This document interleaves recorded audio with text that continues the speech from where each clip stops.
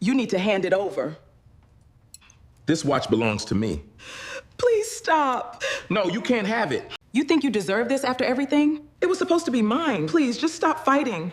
No, not this. Not anymore.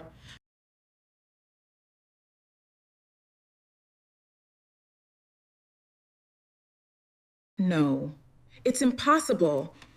Wait, is that? Oh my God, that's his handwriting. I recognize it. My daughter-in-law waited until everyone was seated before she pointed at the watch in my hand. That belongs to Ryan now, Autumn. For a moment I thought grief had made me misunderstand her. It was my husband's watch, the one Thomas had worn for more than 30 years, the one I had taken from his bedside after he died. Brooke folded her arms. Thomas promised it to his son. You can't keep something that was meant for the next generation. I looked at Ryan. My only child lowered his eyes. That hurt more than her words. Without arguing, I placed the watch on the table and slowly turned it over. There, beneath decades of scratches, was an engraving. Brooke stopped talking. But it was Ryan's face that frightened me. He stared at those words as though his father had just spoken from the grave. Before I tell you what was engraved on that watch, and why it changed everything, I'd love to know what you think. If a family heirloom belonged to your late spouse, would anyone else have the right to demand it from you? Tell me in the comments and let me know where you're watching from and what time it is there. If stories about family love, betrayal, and finding the courage to stand your ground speak to you, please like this video and subscribe. Now let me take you back 4 months to when I still believed Brooke's concern for me was genuine. 4 months earlier, I stood in my kitchen holding 2 coffee mugs. It took me several seconds to understand what I had done. One mug was mine, the white ceramic one with tiny blue flowers around the rim. The other was Thomas's heavy brown mug, chipped near the handle from the morning he'd dropped it against the sink and refused to let me throw it away. For 43 years, making 2 cups of coffee had been automatic. Thomas had been gone 17 days. I slowly returned his mug to the cabinet. That small movement hurt more than I expected. People think grief arrives in the obvious moments: the funeral, the cemetery, the first night sleeping alone. Mine arrived in ordinary places. It waited beside the coffee maker. It lived in the empty chair across from me at breakfast. It appeared when I heard a truck pull into a neighbor's driveway, and for one foolish second expected Thomas to walk through our back door. At 68, I had spent most of my adult life as Autumn Hayes, Thomas Hayes's wife. Now I had to learn who Autumn was without him. Our Richmond, Virginia house suddenly felt enormous. Thomas's reading glasses still rested beside his recliner. His navy windbreaker hung near the back door. A half-finished crossword puzzle remained on the small table beside his chair. And upstairs inside my nightstand was the one possession I couldn't bring myself to pack away. His watch. Thomas had worn that watch for more than 30 years. It wasn't flashy. The stainless steel bracelet had been scratched and worn smooth in places, and the dark face showed its age. There was a tiny mark on the crystal from the afternoon. Thomas ignored my advice and tried to repair our garage door himself. I had teased him about replacing it for years. On our 40th anniversary, I even offered to buy him a new one. He looked at me as though I'd suggested replacing our wedding rings. This one still tells time. So does a $15 clock from Walmart. He smiled. That clock doesn't know where I've been. I hadn't understood what he meant. Not then. To me, the watch was simply part of Thomas. I had seen that wrist resting on the steering wheel during family vacations, reaching across restaurant tables for my hand, lifting Ryan onto his shoulders when our son was little. Thomas even wore it while mowing the lawn. Once I told him, "You're going to wear that thing to your own funeral." He laughed. "Then make sure I'm on time." 17 days after his funeral, remembering that joke brought me to tears. Thomas had spent most of his working life running Hayes Commercial Service, a small company that repaired commercial refrigeration and restaurant equipment throughout the Richmond area. He started with one used van and a toolbox. In those early years, our kitchen table served as his office. I answered phones when I could, kept receipts in envelopes, and learned more about compressors and refrigeration coils than I ever wanted to know. Thomas worked constantly. If a restaurant freezer failed at midnight, he went. If a grocery store cooler stopped working on Thanksgiving morning, he went. If a client couldn't pay immediately, Thomas sometimes repaired the equipment anyway. "We'll figure it out," he'd say. That was the kind of man he was. We were never wealthy. There were years when I could buy groceries without checking the bank balance, and years when I knew exactly how much money remained until Friday. But Thomas was disciplined. He hated debt. He paid bills before buying luxuries. When Hayes Commercial eventually became successful enough for him to sell it, he invested most of the proceeds. "We spent too many years worrying about money to become stupid once we finally have some," he told me. That was why the questions after his death seemed harmless at first. Ryan was our only child. At 39, he worked as a project manager for a construction company outside Richmond. As a boy, Ryan worshipped his father. He followed Thomas around carrying tools, sat beside him while he repaired appliances, and once announced at age 8 that he intended to inherit Hayes Commercial and become the boss of Dad. Thomas had laughed for a week. Ryan eventually chose a different career. Thomas supported him. "I spent my life crawling behind restaurant freezers so he could decide whether he wanted to," he once told me. Ryan's wife Brooke had always been more polished than either Thomas or me. She liked beautiful houses, carefully planned vacations, expensive restaurants, and things that looked successful. I didn't dislike her for that. She was organized, intelligent, and usually thoughtful. After Thomas died, she became especially attentive. She called almost every morning. "Did you eat breakfast? Do you need groceries? Are you sleeping?" She brought casseroles in labeled containers. She organized the sympathy cards after the funeral and created a spreadsheet so I could keep track of who had sent flowers. "You shouldn't have to worry about practical things right now," she told me. I was grateful. Ryan came over most Saturdays. He replaced the furnace filter Thomas had purchased but never installed. He tightened a loose porch railing and helped me cancel accounts that were still automatically charging Thomas's credit card. For those first weeks, I thought their attention was love. Maybe some of it was. About 6 weeks after the funeral, Brooke arrived carrying 2 empty cardboard boxes. "I thought we could start sorting a few things," she said. My stomach tightened. "I'm not ready for his clothes." "Of course not."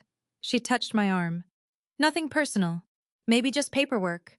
That seemed reasonable. Thomas had kept decades of documents in the smallest bedroom, which he'd turned into an office. We spent nearly an hour sorting insurance statements, old utility bills, tax documents, and business records. Then Brooke asked, "Did Thomas still own part of Hayes Commercial?" I looked up. "No, he sold the company years ago." "Right, I remember." She placed a document into a pile. "What happened to the sale money?" The question caught me off guard. "It was invested." "Do you know where?" I stared at her. She immediately smiled. "I don't mean that the way it sounded. I just want to make sure everything is organized for you." "I know where our money is." "Good." She returned to sorting. A few minutes later she asked, "Did Thomas collect anything?" "Not really." "Coins?" "No." "Antiques?" "Thomas considered anything made after 1980 brand new." She laughed. "What about jewelry?" "He wore his wedding ring and a watch." Her hand stopped. Only for a moment. "What kind of watch?" "I don't know." "Was it expensive?" "I never asked." "Do you still have it?" Something in her tone made me look at her. "Yes." "Where?" I hesitated. "Upstairs." Brooke nodded. "That's good." Good. I didn't understand why that word bothered me. Later I told myself she was simply thinking about sentimental family possessions. But over the following weeks, her questions continued. Would Ryan want Thomas's tools? Was I planning to sell his truck? Were there business shares somewhere? Had Thomas kept valuable equipment? Each question sounded reasonable on its own. Together they began to feel like an inventory. One Saturday, Ryan was carrying groceries into my kitchen when I finally asked him about it. "Your wife seems very interested in your father's things." He looked surprised. "Brooke, she keeps asking what I plan to do with everything." "She's probably trying to help." She asked about the watch. That changed his expression. It was subtle, but I saw it. "What about it?" She wanted to know what kind it was. Ryan placed a grocery bag on the counter. Dad loved that watch. I know. He wore it forever. I know that too. Ryan looked toward the floor. Then he said, Brooke probably just wants to make sure certain things stay in the family. I frowned. Where else would they go? He shrugged. I'm just saying. He changed the subject. I let him. That evening I opened my nightstand and picked up Thomas's watch. The metal felt cool against my palm. I didn't care whether it was worth $50 or $50,000. It was the watch that had rested beside me during 43 years of marriage. I pressed it against my chest. I'm not ready, I whispered. 3 days later, Brooke came over unexpectedly. I was moving laundry from the washer when I heard footsteps upstairs. Brooke? No answer. I walked into the hallway. A few seconds later, she appeared at the top of the stairs. Oh, she said. I was looking for the bathroom. I stared at her. The upstairs bathroom was beside the staircase. My bedroom was at the opposite end of the hall. Did you find it? Her cheeks colored slightly. Yes. She left 20 minutes later. That night I opened my nightstand. The watch was still there. But the drawer looked wrong. Thomas's folded handkerchief had been moved. His cufflink box was turned sideways, and the watch was lying face down. I always left it face up. I stood there staring. Maybe I was mistaken. Maybe grief was making me suspicious. Then my phone buzzed. A message from Brooke. Autumn random question. Do you happen to know if Thomas ever had his watch appraised? I read it twice. Then I looked at the disturbed drawer. For the first time since Thomas died, the silence in my house wasn't what frightened me. What frightened me was the growing feeling that someone had begun calculating the value of everything my husband left behind. And I was still standing right there. I didn't answer Brooke's message that night. I stood beside my bed with Thomas's watch in one hand and my phone in the other, reading the same sentence until the words began to feel almost insulting. Do you happen to know if Thomas ever had his watch appraised? Random question. That was how she'd described it. But nothing about it felt random anymore. I closed the nightstand drawer, carried the watch downstairs, and placed it beside me on the kitchen table. For the first time since Thomas died, holding it didn't simply make me miss him. It made me feel as though I needed to protect something, and I hated that feeling. Brooke wasn't a stranger. She had been married to Ryan for 11 years. I had celebrated birthdays with her, spent Christmas mornings in her home, brought her soup when she was sick, and sat beside her mother at their wedding while both of us cried. I didn't want grief to turn me into a suspicious woman who saw greed behind every question. So the next morning I answered, No, I don't believe Thomas ever had it appraised. Why? Her reply came almost immediately. Just curious. Ryan always said his dad's watch was special. Special. I stared at that word. Thomas had considered plenty of things special. Our first house, the fishing rod his father gave him, a ceramic turkey Ryan made in 3rd grade that looked more like a wounded chicken. But I couldn't remember Thomas ever discussing the monetary value of his watch. That Saturday, Ryan came over alone. He was repairing a loose cabinet hinge in my kitchen when I decided I was tired of wondering. Ryan, did your father ever tell you his watch was valuable? The screwdriver stopped, only for a second. Then he continued tightening the hinge. His watch. You know which watch? Yeah. Brooke asked whether Thomas ever had it appraised. Ryan shrugged without looking at me. She's probably curious. She says you told her it was special. I might have. What does that mean? He sighed. Mom, I don't know. Dad had that thing forever. That's not what I asked. Ryan finally turned around. What exactly are you asking? Did your father promise you his watch? His expression changed. There are certain things a mother recognizes no matter how old her child becomes. Ryan had worn that same expression at 13 when a baseball went through our neighbor's basement window. I wouldn't say promise. What would you say? He talked about it. How? Ryan set the screwdriver down. I don't remember exactly. That answer bothered me more than it should have. If Thomas intended you to have it, why didn't he tell me? Maybe he assumed you knew. I didn't. Ryan rubbed his forehead. Mom, I'm not asking you to give it to me. Then why is Brooke asking whether it's valuable? I don't know. Ask Brooke. I did. And she said you told her it was special. Ryan looked uncomfortable. I probably said Dad cared about it. That's different. Is it? Very. He exhaled. Look, Dad always talked about keeping certain things in the family, his tools, Grandpa Hayes's fishing stuff, things like that. And the watch. I figured I'd probably get it someday. There it was. Not a demand, not even a claim, an expectation. Did Thomas say that? Not exactly. Then why would you assume it? Ryan's face hardened. Because I'm his son. The words hurt. Perhaps he realized it because his expression softened immediately. I didn't mean it like that. How did you mean it? I'm just saying fathers usually pass things to their sons. And husbands sometimes leave things with their wives. Silence filled the kitchen. Ryan picked up the screwdriver again. Nobody's trying to take anything from you, Mom.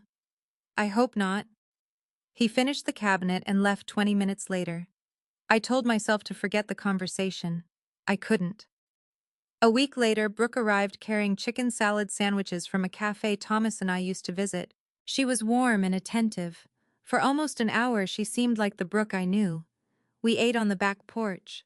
She asked how I was sleeping and whether I wanted help arranging someone to clean the gutters before fall. Then she wiped her mouth with a napkin and said, "Did Ryan talk to you about his father's watch?" There it was again. He did.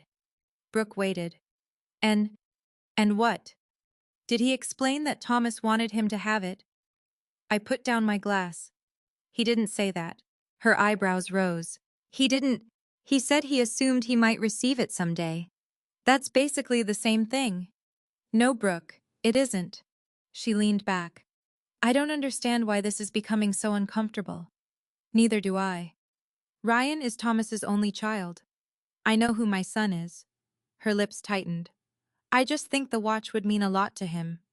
Then Ryan can tell me. He doesn't want to upset you. But you're comfortable doing it for him. That's unfair. Maybe it was. I apologized. But something had shifted between us. When Brooke left, I went upstairs to put away laundry. Halfway through folding towels, I remembered something. A photograph. Several weeks earlier, Brooke had borrowed my phone while hers was charging. She said she wanted pictures of some old family photographs for Ryan. I opened my photo gallery. There were pictures of Thomas holding Ryan as a baby. Thomas standing beside his first service van. Our 25th anniversary. Then I found an image I had never taken. Thomas's watch. It was lying on my bedroom dresser. The photograph wasn't casual. The watch filled most of the frame positioned, so the face and bracelet were clearly visible. I checked the date. It had been taken the same afternoon Brooke borrowed my phone. My stomach tightened. I called her immediately. Brooke, did you photograph Thomas's watch? Silence. Then, yes. Why? I wanted to see what model it was. Why didn't you ask me? I didn't think you'd care. You went into my bedroom and photographed something that belonged to my husband. I wasn't stealing it. I didn't accuse you of stealing. You're making it sound that way. Then explain why you needed a photograph. Her voice became defensive. Because Ryan told me his father promised him that watch. I stood completely still. Promised? Yes. Ryan told me something very different. Maybe he didn't want to pressure you. What exactly did Thomas say to Ryan? Another pause. I wasn't there. Then how do you know there was a promise? Because Ryan knows what his father intended. Apparently Ryan doesn't know the exact words either. Brooke exhaled sharply. Autumn, this is getting ridiculous. No. What's ridiculous is that we're arguing over my husband's belongings before I've even decided what to do with his clothes. I ended the call. For several minutes, I stood beside my dresser staring at the photograph. Then I picked up the watch itself. I examined it more carefully than I ever had before. Dark face, steel case, worn bracelet, scratches accumulated over decades. I turned it over. Something caught the light. At first I thought it was ordinary wear. Then I moved closer to the window. There were markings on the back, not scratches, letters. I reached for my reading glasses. The engraving was so worn I couldn't read it clearly, but I could distinguish what looked like numbers. A date, perhaps. Below that were several faint words. I tilted the watch. Nothing. I tried the lamp. Still nothing. That evening Ryan called. Brooke told me you two argued. We had a disagreement. She's really upset. So am I. He sighed. Mom, can we not turn Dad's watch into some giant family conflict? I don't want a conflict. Then maybe we should settle this before it gets worse. My fingers tightened around the phone. Settle what? He hesitated. Then he said quietly, Dad wanted me to have it. I closed my eyes. Did he tell you that? Yes. Those exact words. Silence. Ryan. Not exactly. I felt something inside me sink. What exactly did he say? He said we'd talk about the watch someday. That's it. He said there was something about it I needed to understand. Did he say it would become yours? No. Did he say I was supposed to give it to you? No. Then why are you and Brooke behaving as though he did? Ryan became irritated. Because what else could he have meant? I don't know. Maybe that's why he said he needed to explain it. Ryan didn't answer. I looked down at the engraving. Did you know there was writing on the back? What? An engraving. Another silence. No. His surprise sounded genuine. You've never seen it. I've seen the watch 1,000 times, Mom. I never studied the back. Neither had I. After we hung up, I carried the watch to the kitchen window and tilted it beneath the brighter light. A few characters appeared. The engraving had almost disappeared beneath 30 years of scratches. But now that I knew it existed, I couldn't stop seeing it. A date. Several words, possibly initials beneath them. Thomas had worn those words against his skin every day. Through Ryan's childhood, through the hardest years of the business, through our anniversaries, through retirement, even during his final weeks, and somehow none of us knew what they said. I placed the watch carefully on the table. Brooke thought it represented something Ryan was entitled to inherit. Ryan believed his father had intended to explain it someday. I had spent 43 years believing it was simply an old watch my husband refused to replace. One of us was wrong. Maybe all of us were. But for the first time, I understood that the answer wasn't going to come from Brooke or Ryan. It had been sitting on Thomas's wrist for more than 3 decades. I simply had to learn how to read it. 3 days after my conversation with Ryan, someone knocked on my front door a little after 10 in the morning. I wasn't expecting anyone. For one ridiculous second, my heart reacted before my mind did. Thomas. Grief did that sometimes. A car in the driveway, footsteps on the porch, the sound of a key somewhere in a television program. Anything could fool my body into believing my husband was coming home. But when I opened the door, Walter Green stood there holding a brown paper bag. Walter had known Thomas longer than I had. They met in their 20s while working for the same commercial refrigeration company. When Thomas eventually started Hayes Commercial Service, Walter became one of his first employees. He retired several years before Thomas sold the company, but their friendship survived. Walter had also been one of the men who carried Thomas's casket. I brought something dangerous, he said. I looked at the bag. How dangerous? Cinnamon rolls from West Hampton Bakery. That's irresponsible. I've been accused of worse. I smiled and invited him inside. For the next hour, Walter gave me something I hadn't realized I desperately needed. Stories about Thomas that weren't about illness or death. He reminded me about the time Thomas drove 40 miles to repair a restaurant freezer, opened the back of his van, and discovered he'd left his toolbox in our garage. He blamed me, Walter said. You weren't even with him. Exactly. That's why it was so impressive. I laughed. Really laughed. Then without warning, the laughter became tears. I'm sorry. Don't apologize. Walter reached across the kitchen table. I miss him too. I keep expecting him to come home. I know. After coffee, Walter offered to look at a faucet that had been dripping beneath the kitchen sink. While he worked, I went upstairs to find an old photograph of him and Thomas standing beside the company's first service van. As I entered the bedroom, I noticed the watch on my dresser. I had stopped keeping it inside the nightstand. After discovering Brooke had gone through the drawer, or at least believing she had, I wanted it where I could see it. I picked it up. Walter had worked beside Thomas during the years when the watch first appeared. Maybe he knew something. When I returned downstairs, Walter was lying beneath the sink. Walter, unless you're about to tell me there's another leak, give me 30 seconds. I want to show you something. He slid out, wiped his hands, and stood. The moment he saw what I was holding, his expression changed. It wasn't shock. It was recognition. Well, he said softly, you recognize it. Of course. He took the watch carefully. Tom wore this thing every day. Do you know where it came from? Walter's eyes lifted to mine. Instead of answering, he turned it over. His thumb moved across the back. Then he asked, did Thomas ever tell Ryan about this? A chill went through me. Tell Ryan what? The story. What story, Walter? He frowned. You don't know. If I knew, I wouldn't be asking. He looked genuinely uncomfortable. Sit down. I'd rather you just tell me. Autumn. Something in his voice made me pull out a chair. Walter sat across from me with the watch between his hands. Do you remember 1996? Of course. How much do you remember about the business? I thought back. Ryan had been 9. I worked part-time doing medical billing. Thomas left before sunrise many mornings and came home after dinner. Business was difficult. Walter gave a short laugh without humor. Difficult isn't the word. What is disaster? I stared at him. Hayes' commercial was nearly finished. What do you mean finished? I mean, we weren't sure we'd make payroll. My first reaction was disbelief. Thomas never told me that. I figured. He said business was slow. Business wasn't slow. Business was dying.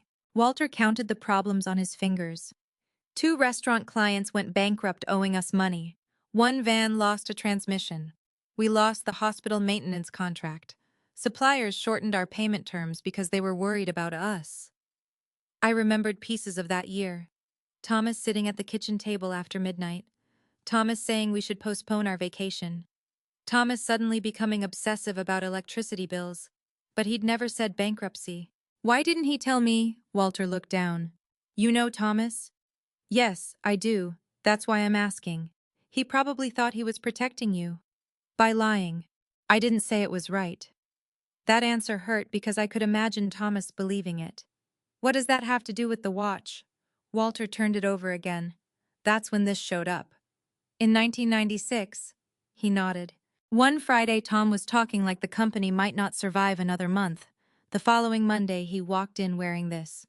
Did he buy it? I don't think so. Why? Because Thomas wouldn't spend money on a fancy watch while wondering whether he could pay 6 employees. I almost smiled. That was true. So somebody gave it to him. That's what I always assumed. Who? I don't know. Walter. I really don't. He leaned forward. But I know what happened that same week. What? The financing came through. What financing? A loan. My chest tightened. The bank had turned us down before. Then suddenly there was another arrangement. Enough money to stabilize the company, cover payroll, deal with suppliers, keep the vans running. Who arranged it? Thomas. With what collateral? Walter hesitated. That was the mystery. What do you mean? The company didn't have enough. Then someone guaranteed it.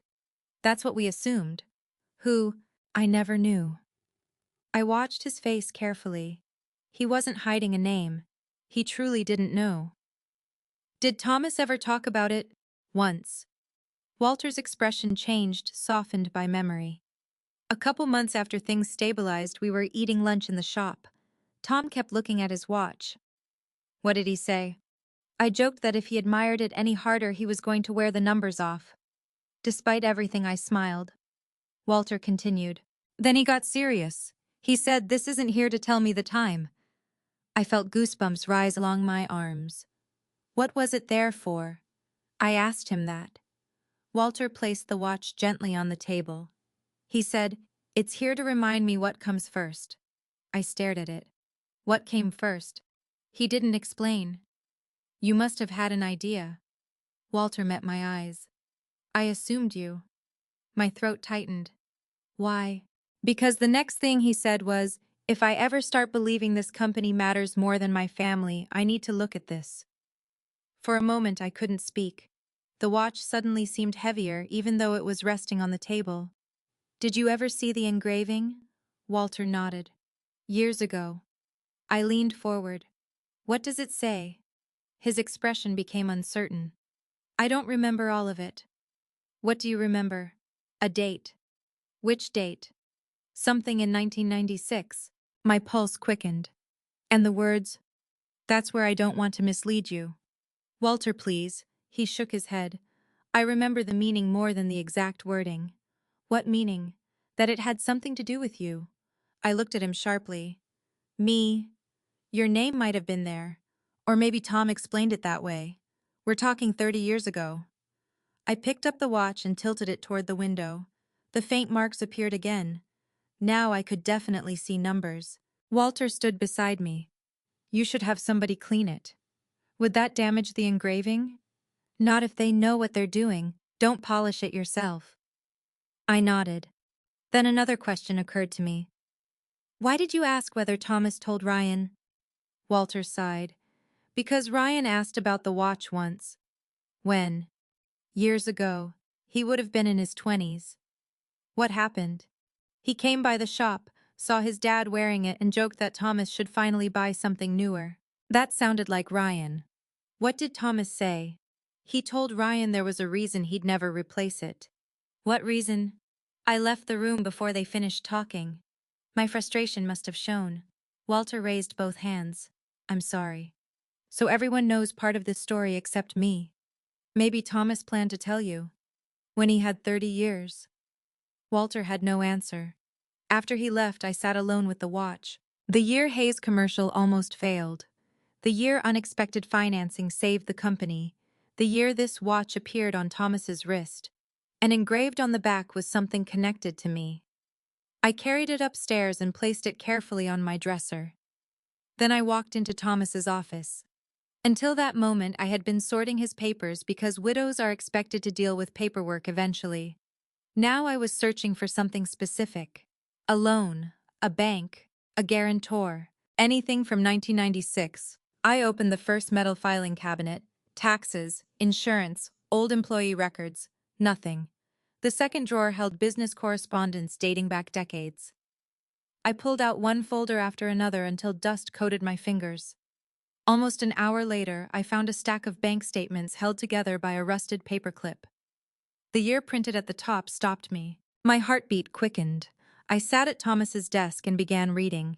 The first pages showed exactly what Walter had described. Hayes commercial had been in terrible condition. Payments going out faster than money came in. Overdraft fees, late notices. Then suddenly a large deposit appeared. Not enough information to explain where it came from, but enough to show the moment the company had been rescued. I turned another page. A handwritten notation appeared beside the deposit. 3 words in Thomas's handwriting, loan finally secured. I stared at them. Then I looked through the remaining documents. Nothing identified who had made that loan possible. But now I knew the evidence existed somewhere. Thomas hadn't bought an expensive watch during the worst financial crisis of his career. Someone had given it to him.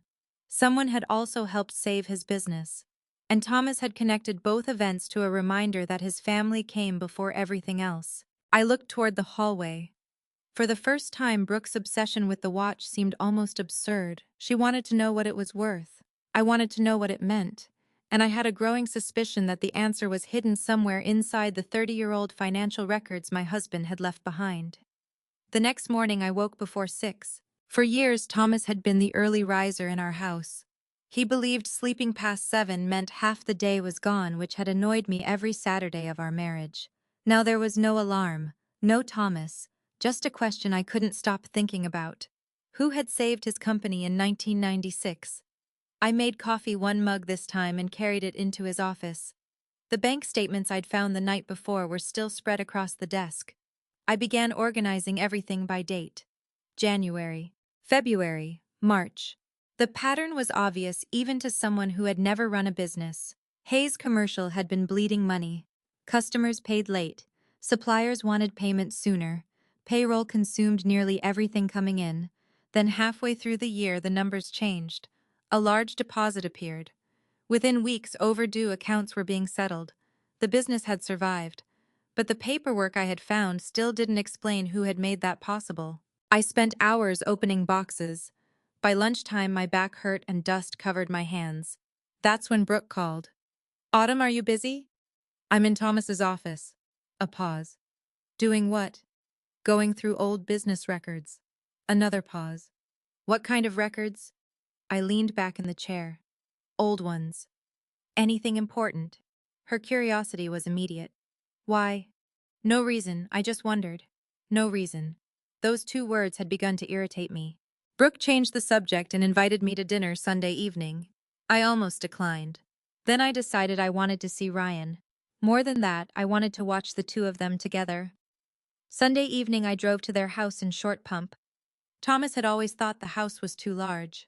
5 bedrooms, 3-car garage, stone fireplace, a kitchen island nearly as large as the kitchen in our first house. When Ryan and Brooke bought it 4 years earlier, I had been impressed. Thomas had been quieter. Later, while driving home, he'd said, "That's a lot of house for 2 people. They can afford it." I hope so. I'd accused him of worrying too much. Now pulling into their driveway, I noticed a new SUV parked beside Ryan's truck. Brooke greeted me at the door. Do you like it? The car. I finally replaced mine. Her previous SUV had been 4 years old. It's beautiful. It should be for what they're charging these days. She laughed. Ryan didn't. At dinner, Brooke talked about remodeling their primary bathroom. The contractor says if we're going to do it, we should do everything at once. Ryan pushed food around his plate. Maybe we should wait. Brooke's expression tightened. We've already waited. Something passed between them. A look I wasn't supposed to notice. I changed the subject. How's work, Ryan? Busy. Good busy. Just busy. He looked exhausted. I remembered his answers at my house. Short. Careful. Thomas had sounded that way in 1996. That realization made me uncomfortable. After dinner, Brooke brought coffee into the living room. For several minutes, everything was pleasant.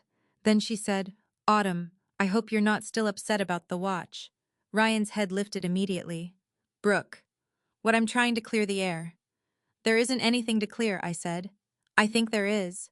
She folded her hands. I don't want you believing I'm interested in Thomas's things because of money. I looked directly at her. I never said you were. No, but I can tell. Then perhaps you should stop asking how much things are worth. Her cheeks reddened. Ryan sighed. Mom. What? Brooke leaned forward. Ryan is Thomas's only son. Family heirlooms usually pass to the next generation. Usually after the current owner decides to give them away. Her smile disappeared. I didn't mean immediately. Then why are we discussing it immediately? Ryan rubbed his forehead. Can we please stop? Brooke ignored him. I just don't want important things disappearing because nobody talked about them. Disappearing where being donated, sold, misplaced. My husband has been dead for 2 months. I'm not emptying the house. I know. Then what exactly are you worried about? She hesitated. The watch could be valuable. There it was. I looked at Ryan. He looked genuinely uncomfortable. How valuable? I asked. Brooke's eyes shifted. I don't know. Then why say that? Another hesitation. Finally she exhaled. Because I had someone look at it. The room seemed to become very still. Someone. The photograph. What photograph? Brooke knew exactly what I meant. The picture I took. You sent a photograph of Thomas's watch to someone. An auction house. Ryan's head snapped toward her. You did what? His reaction told me he hadn't known. Brooke immediately became defensive. I was curious. About something that doesn't belong to you, I asked. I wasn't trying to sell it. Then why contact an auction house? Because they identify watches. Jewelers identify watches. They also estimate value. She regretted the sentence as soon as she said it. Ryan stood. Brooke, seriously. What we have been talking about Dad's things for weeks. No, you have. Brooke looked wounded. I was trying to help.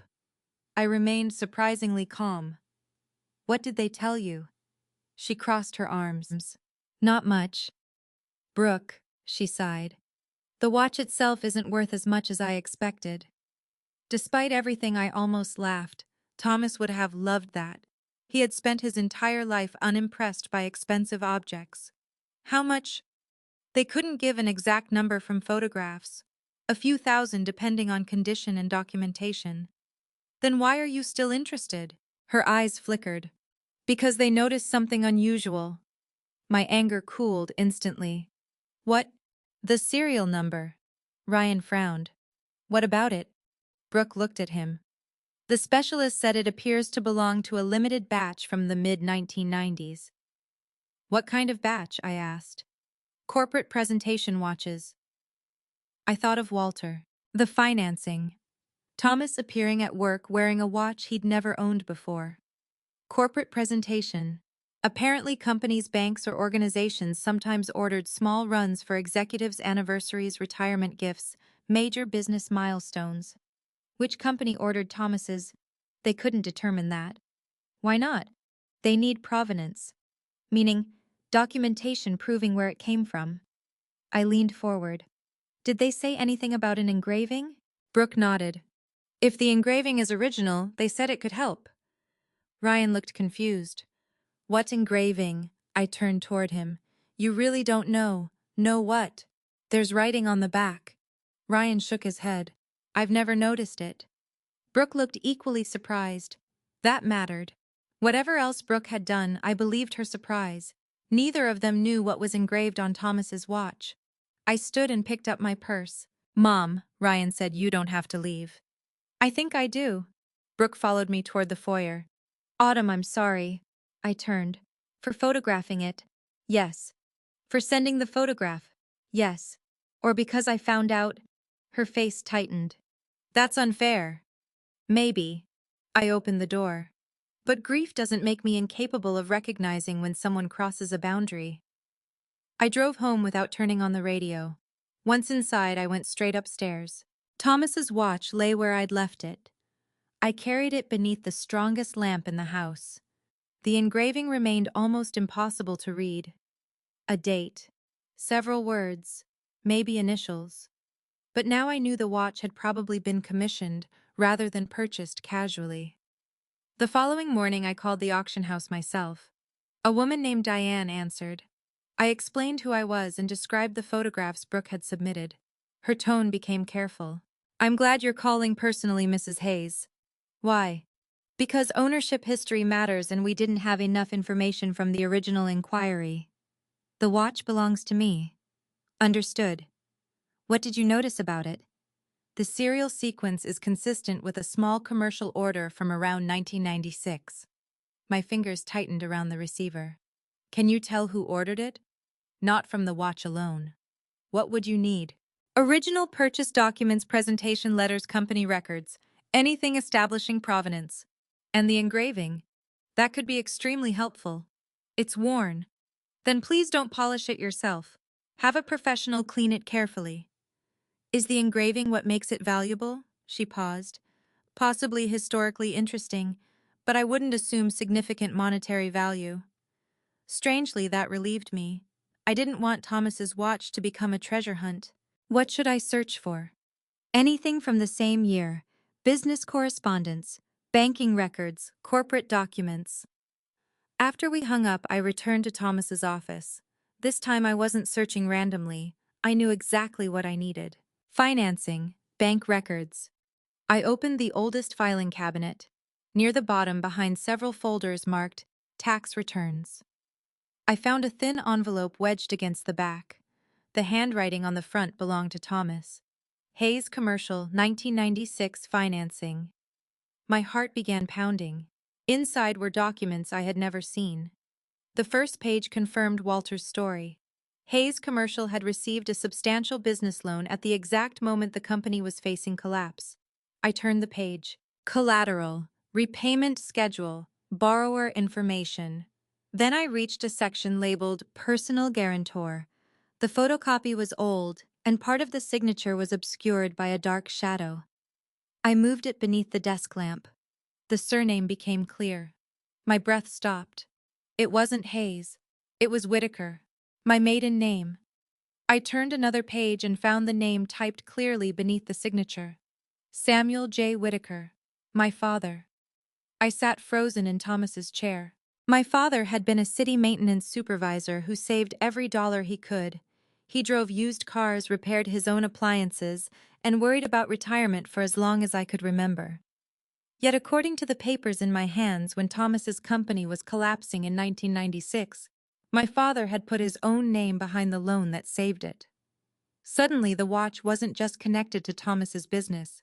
It was connected to my family. And somewhere between the financing documents and that faded engraving was a story both my husband and my father had kept from me for 30 years. For a long time, I simply stared at my father's name. Samuel J. Whitaker. The letters were typed beneath a signature I recognized immediately. Even after all those years, I knew the way my father formed the S in Samuel. I knew the sharp angle of the W in Whitaker. I'd seen that handwriting on birthday cards, permission slips, Christmas checks, and little notes he used to leave on my windshield when he stopped by my workplace. There was no mistake. My father had guaranteed the loan that saved Thomas's company. I sat in Thomas's chair and tried to understand why neither man had ever told me. My father had been gone 12 years. Thomas had been gone a little over 2 months. And somehow they were still keeping a secret together. I returned to the documents. The loan was substantial for 1996. Hayes Commercial Service had borrowed enough to cover overdue suppliers, stabilize payroll repair equipment, and give the business breathing room. Thomas was listed as the primary borrower. The company assets were listed as collateral. Then came my father's name, personal guarantor. But several pages later, I found something worse. A bank memorandum referred to additional liquid security provided by Mr. Samuel Whitaker. I read the sentence twice. A guarantor signs his name. Liquid security meant money. My father hadn't merely promised to repay the loan if Thomas failed. He had placed some of his own savings at risk. I pushed back from the desk. No, Dad. My voice sounded small in the empty room. My father wasn't wealthy. He worked for the city of Richmond for more than 30 years, maintaining public buildings before eventually supervising a maintenance crew. He packed his own lunch. He drove used cars. He repaired almost everything himself. When I was growing up, wasting food was practically a criminal offense in our house. Money takes longer to earn than it does to spend, he used to say. In 1996, he had been approaching retirement. Then a memory surfaced. The land. My grandfather had owned several wooded acres outside Ashland. When Grandpa died, the property passed to my father. Dad loved that land. There wasn't much on it besides an old storage shed and a narrow creek. But when Ryan was little, Dad sometimes took him there to collect fallen branches or watch deer. Then sometime in 1996, he sold it. I remembered being surprised. "You always said you'd keep Grandpa's land," I'd told him. He shrugged. "Plans change. What are you going to do with the money?" Retirement. That was all. I believed him because my father didn't lie to me. Or so I thought. I searched the box again. Near the bottom was a handwritten note. "Sam, I won't forget what you've done. Thomas." 7 words. I pressed the paper flat against the desk. Thomas hadn't forgotten. Maybe that was what the watch represented. I needed someone else who might remember. So I called my younger brother David. He lived outside Raleigh now. We spoke every couple of weeks, usually about ordinary things, his grandchildren, my garden, birthdays, holidays. When he answered, I didn't bother with small talk. "Do you remember Dad selling Grandpa's land? The Ashland property?" "Yes." "Sure. Why? What did he do with the money?" David went quiet. "He said he put it toward retirement." "That's what he told me too." Another silence. Then David said, "Autumn, what's going on?" "I found Dad's name in Thomas's business records." "What records?" "A loan from 1996. David didn't respond. My stomach tightened. "You knew." "I didn't know when it happened." But you know now, he sighed. I found some paperwork after Dad died. I stood and walked toward the window. And you never told me. Dad specifically asked me not to. When, a few years before he died. Why would he ask you that? Because he knew I'd seen the records. I closed my eyes. Tell me. David hesitated. After Mom died, I helped Dad reorganize his financial files. There were documents from the land sale and transfers around the same period. Transfers to Thomas, not directly. Then where? An account connected to the financing for Hayes Commercial. My throat tightened. How much? I don't remember exactly. David. It was a long time ago. How much?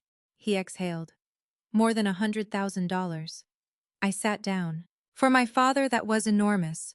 Did he use all the money from the land? No. Some went into retirement savings. But most of what I saw seemed connected to the business loan. Why? I asked him. And he said Thomas needed help. That's all. Almost. I waited. David lowered his voice. He said, your sister has a family to protect. My eyes filled with tears. What did that mean? I don't know. I thought Thomas was in trouble and Dad helped him. Why didn't he tell me? Maybe because he knew you'd object. He was right. I would have. I would have told my father not to risk his retirement. I would have told Thomas to close the business before accepting that kind of sacrifice. Maybe that was precisely why they'd kept me out of it. Did Thomas repay him? I don't know. Did Dad ever complain? Never. I looked toward the stairs. Do you remember Dad giving Thomas a watch? A watch? In 1996? No. Think. David was silent for several seconds. Then he said, there was that dinner. What dinner? At Dad's house. Summer, maybe early fall. Slowly an image came back to me. Mom in the kitchen. Ryan sitting on the living room floor. Thomas and Dad disappearing onto the back porch. What happened? Dad asked Thomas to go outside with him. Did you hear what they said? No. Did you see anything? I remember Dad had an envelope. That was it. I remembered it too. A thick cream-colored envelope in my father's hand. Thomas standing across from him. Both men serious. At the time, I assumed they were discussing business. Now I knew they almost certainly were. After we hung up, I returned to the filing cabinet. I searched every folder from 1996. 2 hours later, I found a copy of the settlement statement from my father's land sale. 3 weeks later, Hayes Commercial received its financing. The timing was impossible to ignore. Then I found the document that removed every remaining doubt. It was a bank acknowledgement of additional security. Samuel Whitaker had pledged $118,000. I whispered the number aloud. $118,000. In 1996, my father had spent decades building those savings, and he had risked them for Thomas, for us, for me. I began crying before I realized it. I thought about all the times Dad had refused to replace his old car, all the vacations he didn't take, all the little economies I once teased him about. And then when my husband's business was collapsing, he had quietly placed $118,000 between Thomas and failure. Why love couldn't be the entire explanation. My father loved me certainly, but he was too careful with money to hand over that kind of security without conditions. I looked again at Thomas's note. I won't forget what you've done. Then I remembered Walter's words. This isn't here to tell me the time. It's here to remind me what comes first. I went upstairs and retrieved the watch. Under the light, the faded engraving seemed almost deliberately secretive. A date, several words, something beneath them. My father had sold the land. The loan had been secured. The watch had appeared. All within the same period. They were connected. I was certain now, but I still didn't know the agreement behind them.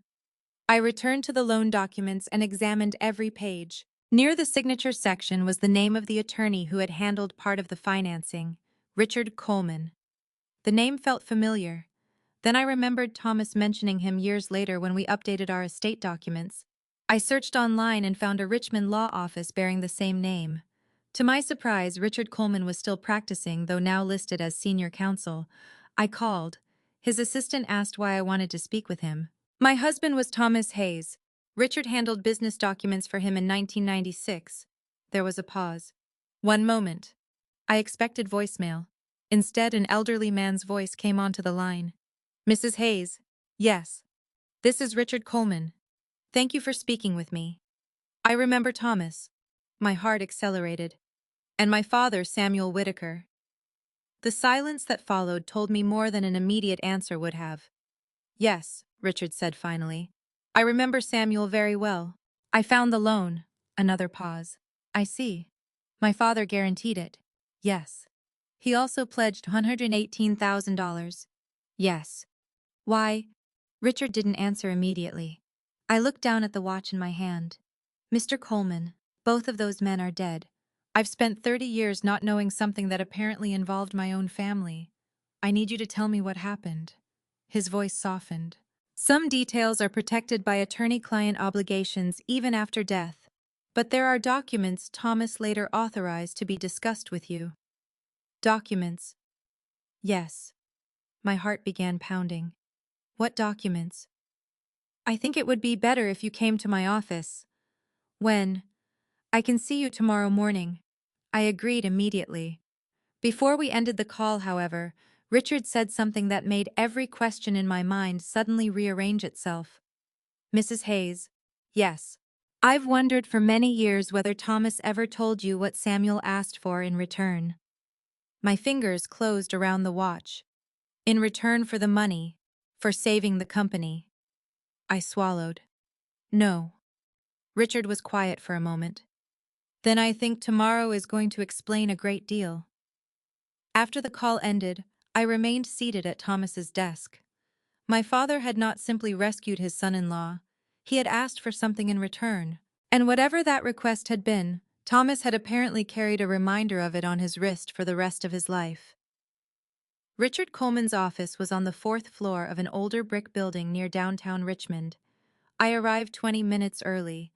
Thomas used to tease me about that. If you're 15 minutes early, Autumn thinks you're late. Normally, I would have heard his voice in my head and smiled. That morning, I couldn't. I sat in my car with Thomas's watch inside my purse, and my father's name repeating through my mind. Samuel Whitaker, $118,000. What had he asked for in return? At 9:30 exactly, a receptionist led me into a corner office lined with law books and framed photographs. Richard Coleman stood when I entered. He was probably in his late 70s, thin and silver-haired, wearing a dark suit that seemed almost too formal for a Wednesday morning. Autumn. I extended his hand. I'm sorry we are meeting again under these circumstances. You attended Thomas's funeral. I did. I remembered him then. He had stood near the back of the church. I'm sorry. That day is still a blur. No apology necessary. Richard motioned toward a chair. A thin file folder was already waiting on his desk. My eyes went immediately to it. Is that about the loan? Partly. I sat. Richard removed his glasses. Before we begin, I want to be careful. I represented Hayes Commercial Service during part of the 1996 financing process. I also did some legal work for Thomas later. There are things I cannot discuss casually. I understand. But Thomas authorized certain documents to be disclosed to you. When? Years later. That surprised me. Why didn't anyone give them to me? Because there was no reason to. You and Thomas remained married. You were financially secure. The arrangements were functioning exactly as intended. What arrangements? Richard studied me for a moment. Let's start with your father. He opened the folder. Samuel came to see me before the financing was finalized. Without Thomas. Initially, yes. Why? He wanted to understand his exposure. That sounded exactly like my father. He wasn't a reckless man. No, Richard said. He was exceptionally careful. Richard slid a photocopy across the desk. It was the land sale statement I had already found. Samuel had recently sold property inherited from his father. I know. The net proceeds represented a significant portion of his available savings outside his retirement accounts. My chest tightened. He risked almost everything. He risked a great deal. Why? Richard leaned back. Because Thomas had run out of conventional options. I looked toward the window. Thomas never told me how bad things were. Samuel knew that. Did Dad know Thomas was hiding it from me? Yes. Anger flashed through me. So the two of them decided I couldn't handle the truth. I don't think either man saw it that way. How did they see it? Thomas believed he was protecting you from fear. Samuel believed he was protecting you from Thomas's pride. That stopped me. Explain. Richard folded his hands. Your father understood men like Thomas because he was one himself. Proud, responsible, uncomfortable accepting help. That was true of both of them. Samuel believed Thomas would close Hayes' commercial before asking you to sacrifice your household security. I would have told him to close it. Richard nodded. Your father predicted exactly that. I almost laughed through the pain. Of course he did. Samuel believed closing the company would have consequences beyond Thomas. Employees would lose jobs. Your family would lose years of investment. Thomas would carry the failure personally. So Dad offered the money. Not immediately. Richard opened another document. First he asked to see the company's books. That made me smile despite myself. That sounds like Dad. He spent 2 evenings reviewing them with Thomas. My father wasn't an accountant. No, but he understood whether people paid their bills. Richard smiled faintly. He concluded the company wasn't fundamentally bad. It was experiencing a severe cash flow crisis caused by several events occurring at once. So he agreed to guarantee the loan. Yes. And pledged the $118,000. Yes. I looked down. Did Thomas ask him? No. I looked up sharply. Samuel offered. That somehow hurt more. Richard continued. Thomas refused the first time. I can imagine. He told Samuel he wouldn't gamble his father-in-law's retirement on a refrigeration company. What changed? Your father asked him a question. What question? Richard glanced at the document. He asked Thomas what he was more afraid of, losing the company or your respect. I swallowed. What did Thomas say? He said your respect. My eyes filled. Richard waited. Then he continued. Samuel told him that if that was true, he needed to stop treating the business as proof of his worth. I could hear my father's voice saying it. Simple, blunt, uncomfortable. So Dad gave him the money. He provided security for the financing, but he attached a personal condition. My heartbeat quickened. What condition? Richard turned another page toward me. It wasn't a contract. It was a handwritten statement. My father's handwriting covered half the page. I reached for it. Richard stopped me gently. Before you read it, you should understand something. What? This wasn't legally enforceable in the traditional sense. Then what was it? A promise between two men. I looked down at the page. Richard nodded. Go ahead. I began reading. Samuel had written that businesses could be rebuilt and money could be earned again. Then came the sentence that broke me. If this company survives, I want one thing from you. Autumn comes before the business, before pride, and before everything you think you have to prove.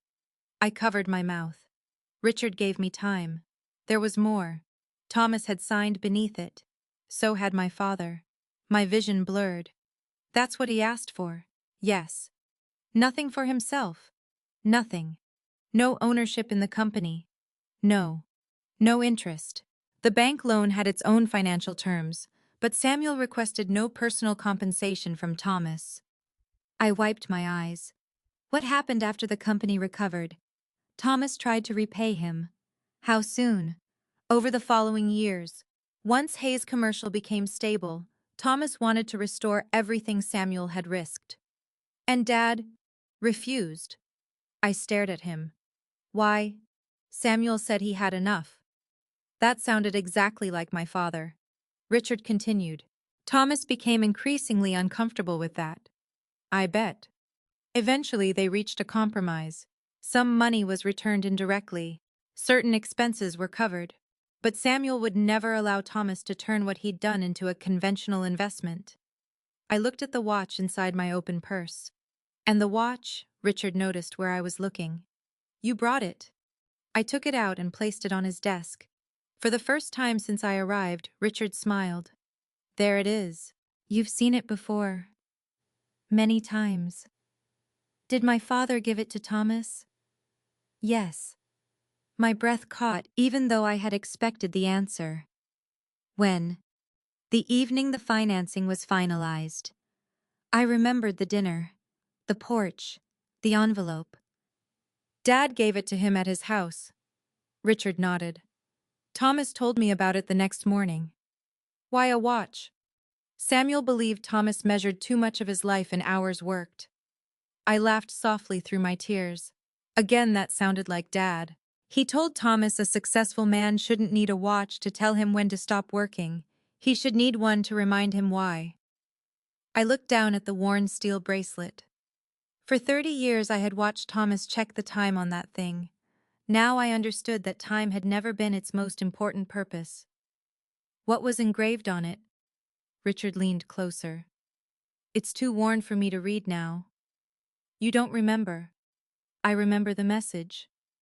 What message? His eyes met mine. Your father wanted Thomas to remember the promise.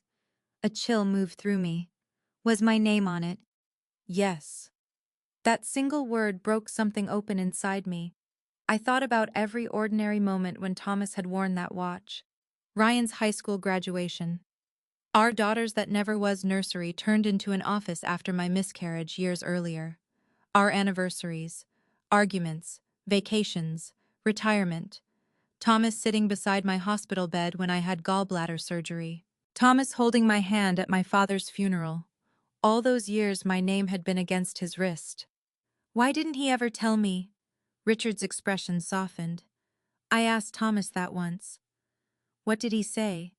He said telling you would turn Samuel's sacrifice into a debt you would feel obligated to repay. I closed my eyes. Of course. My father knew me too. I would have spent years trying to repay him.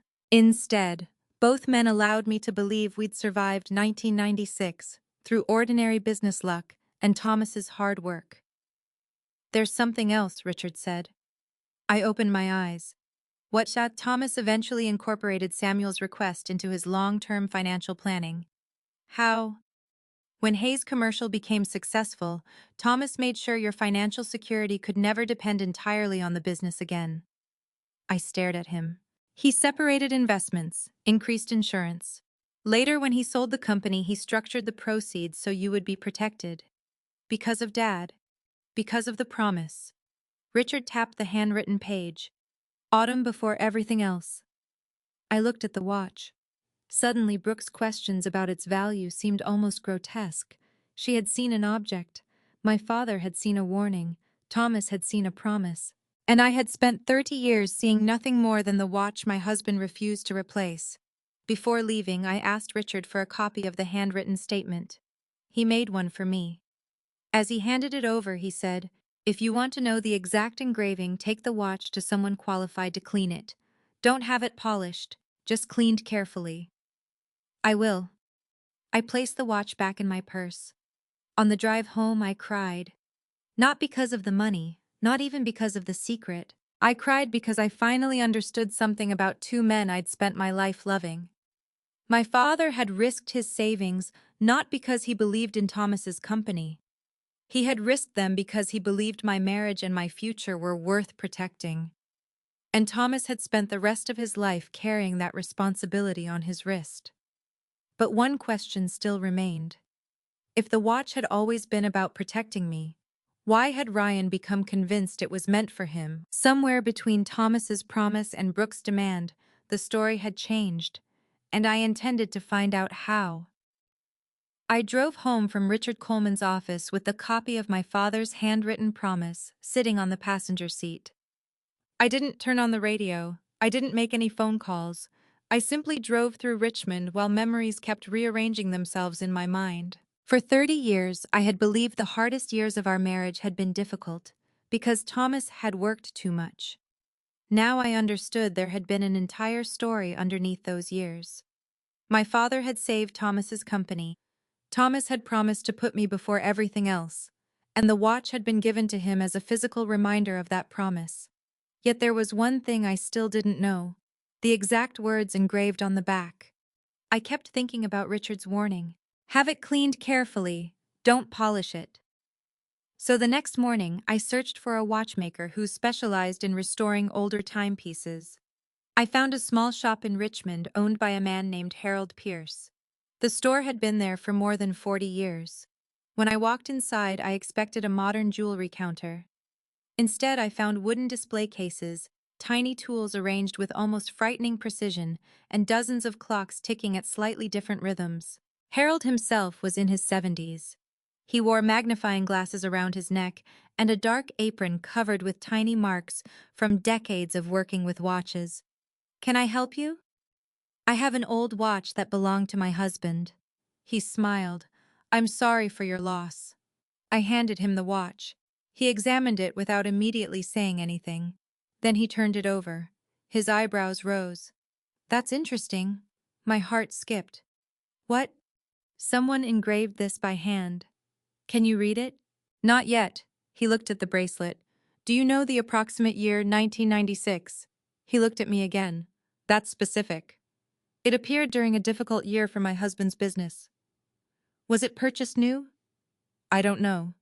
He turned the watch over again. Do you want the watch cleaned or restored? Cleaned. Nothing more. Good answer.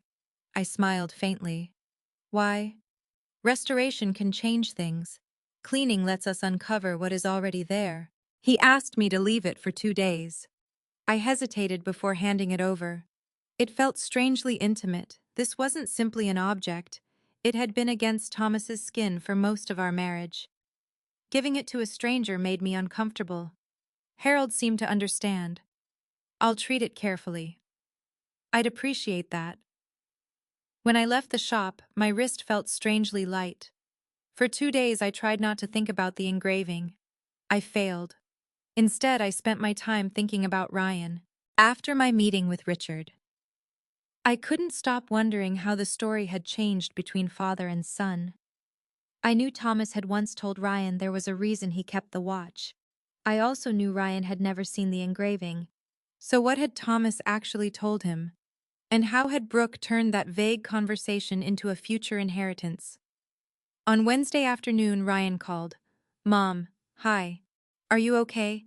Why wouldn't I be? You sounded strange yesterday. I looked toward the copy of my father's promise sitting on the kitchen counter. I learned some things about Dad. About Grandpa. No, about your father. Ryan became quiet. What kind of things? Things from 1996. Another silence. Is this about the watch? Partly. Mom, I really don't want this to become a fight. Neither do I. I've been thinking about it. So have I. He sighed. Brooke thinks you're angry with her. I am. She feels like you don't trust her. I don't. That answer came too quickly to soften. Ryan didn't respond. Then he said, Can I ask you something? Of course. Did Dad leave the watch to me?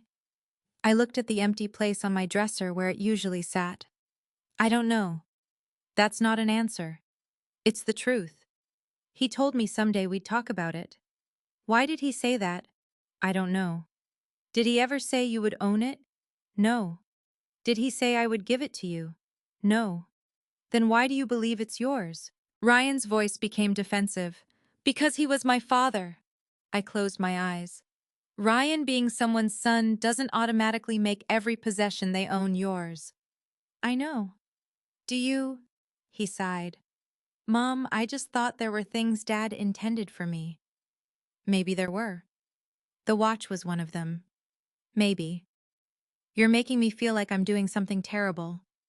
I'm not trying to make you feel anything. Then what are you doing? I'm trying to understand what your father meant. Ryan didn't answer. After a moment, he said quietly, He told me that some things were meant to remind us where we came from. I sat up. What exactly did he say? That's pretty much it. Was he talking about the watch? I think so. Did he explain why? No. What else? Ryan hesitated. He said Grandpa had taught him something about family. My heart stopped. What did he say about Grandpa? I don't remember. Ryan. I'm serious, Mom. Then he added, it was a long time ago. I knew he was telling the truth. Ryan hadn't been given the full story. He had been given fragments. Fragments were dangerous. People filled the gaps with whatever they wanted to believe. We ended the call peacefully. But I was left with one unsettling thought. Brooke wasn't necessarily the person who created the misunderstanding. She might simply have taken Ryan's assumptions and turned them into something useful. That distinction mattered. On Thursday morning, Harold called. Mrs. Hayes, yes, your watch is ready. I drove to his shop immediately. He placed the watch on a velvet pad. At first glance, it looked almost the same. The bracelet was still worn. The crystal still carried its tiny scratch. But the back was different. The years of dirt had been carefully removed. The engraving was visible. I leaned closer. There was a date. September 14th, 1996. My breath caught. That was the exact month the financing had been finalized. Below the date were words. I read them slowly. For autumn before everything else. I couldn't speak. Harold waited. At the bottom were two initials. S.W. Samuel Whitaker, my father. I touched the engraving with one finger. My father had put my name on the watch. Not Thomas's, not Ryan's, mine. I felt tears gathering. Is it valuable? I finally asked. Harold smiled gently. Sentimentally, I'd say priceless. What about financially? Maybe a few $1,000s. More to the right collector if the history is documented. I laughed through my tears. Brooke was disappointed. About the value. She expected more. Harold nodded. Most people who ask about value don't understand what they're holding. His words stayed with me. I paid him and placed the watch inside my purse. Before leaving, I asked, can I ask you something? Sure. Could an engraving like this be added years after the watch was purchased? It could. So how do I know it's original? Harold looked at it carefully. Because of the wear. What do you mean? The engraving is worn consistently with the rest of the watch. It wasn't added recently. So my father had it engraved in 1996. That's my professional opinion. I thanked him. Outside the shop, I sat in my car and held the watch in both hands. For autumn before everything else. Those 5 words suddenly explained so much. Thomas had worn them through every year of our marriage, through business success, through arguments, through celebrations, through retirement. He had looked at that engraving whenever he needed to remember what my father had asked him to remember. And now I understood why he never replaced the watch. It wasn't because he was cheap. It wasn't because he didn't care about appearances. He had been carrying a promise. I drove home and placed the watch beside the handwritten statement from my father. The 2 pieces of evidence belonged together. One said what Dad had asked. The other showed how Thomas remembered it. Then I noticed something I hadn't considered before. The engraving didn't say to Thomas. It didn't say for Ryan. It said for Autumn. Before everything else. My name, my security, my place in Thomas's life. One said what Dad had asked. The other showed how Thomas remembered it. Then I noticed something I hadn't considered before. The engraving didn't say to Thomas. It didn't say for Ryan. It said for Autumn. Before everything else. My name, my security, my place in Thomas's life. I started crying again. Not the desperate grief I'd felt during those first weeks. This was different. It was gratitude mixed with sorrow. My father had protected me without asking me to understand it. Thomas had honored that protection without demanding recognition. And both men had taken their secret to the grave. I thought about Brooke. She had looked at this watch and seen a potential inheritance. Ryan had looked at it and seen something his father might someday pass down. But Thomas had looked at it and remembered the woman he had promised never to put second. That realization changed the way I saw the entire conflict. I didn't want to punish Brooke. I didn't want to embarrass Ryan. I didn't even want to keep the watch forever simply because they had asked for it. I wanted them to understand what it meant. That evening I called Ryan. I found out what the engraving says. He went silent. What? I told him. For Autumn before everything else. Neither of us spoke for several seconds. Then Ryan whispered, Mom. Yes. I never knew. I know. Did Dad really mean that? I think he did. Ryan's voice cracked. Grandpa gave it to him. Yes. Why didn't Dad ever tell me? Maybe he wanted you to understand the lesson before you understood the inheritance. Ryan didn't respond. Then he said something that stayed with me long after the call ended. Mom, I think I finally understand why Dad never let me touch that watch. I closed my eyes. Why? Because every time I asked about it, he told me I was asking the wrong question. I sat quietly. What question should you have asked? Ryan took a breath. What did it mean? Exactly. That was the question nobody had asked. Not Brooke, not Ryan, not even me. We had all been asking what the watch was worth, who should own it, who would inherit it. But Thomas had never been thinking about any of that. He had been thinking about what my father sacrificed, what he promised, and what mattered before everything else. I looked down at the engraving one more time. The entire conversation about the watch was about to change.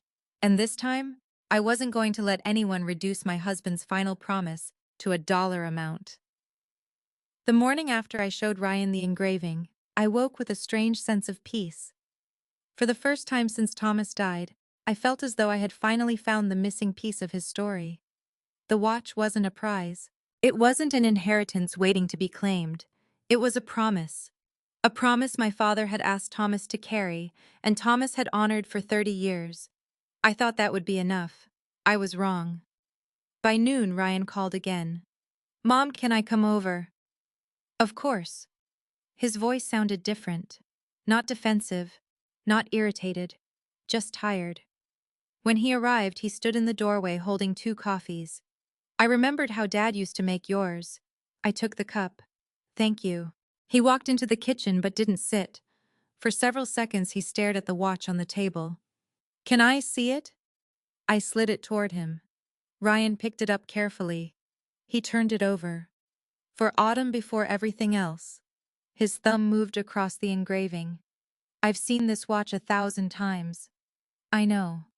I never noticed. Neither did I. He looked at me. Did Grandpa really give this to Dad?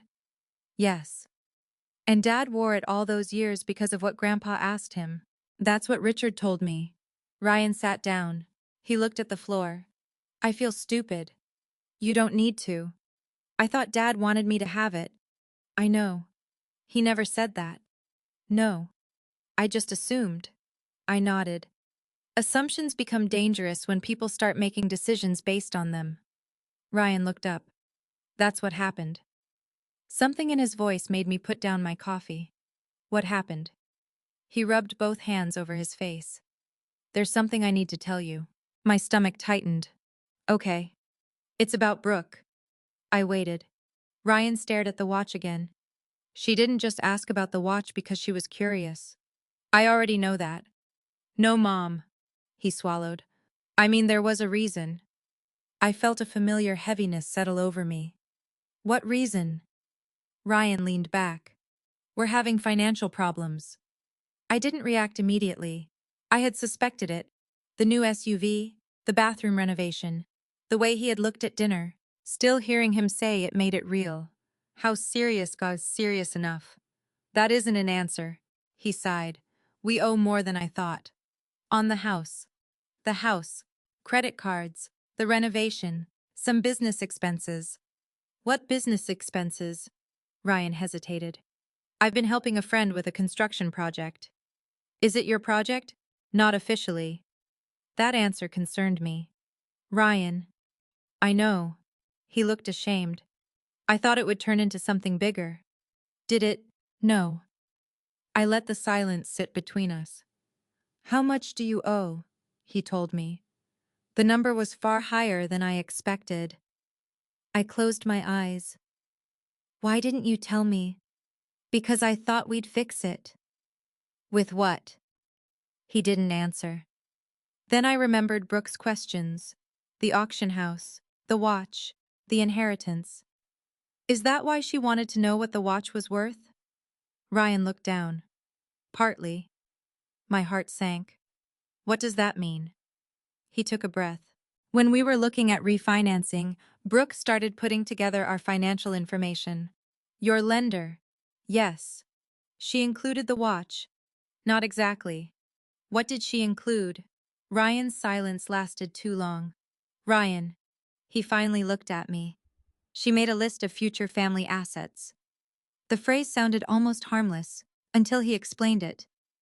What kind of assets? Things we might eventually receive. I stared at him. From whom? From family. Meaning me? He nodded.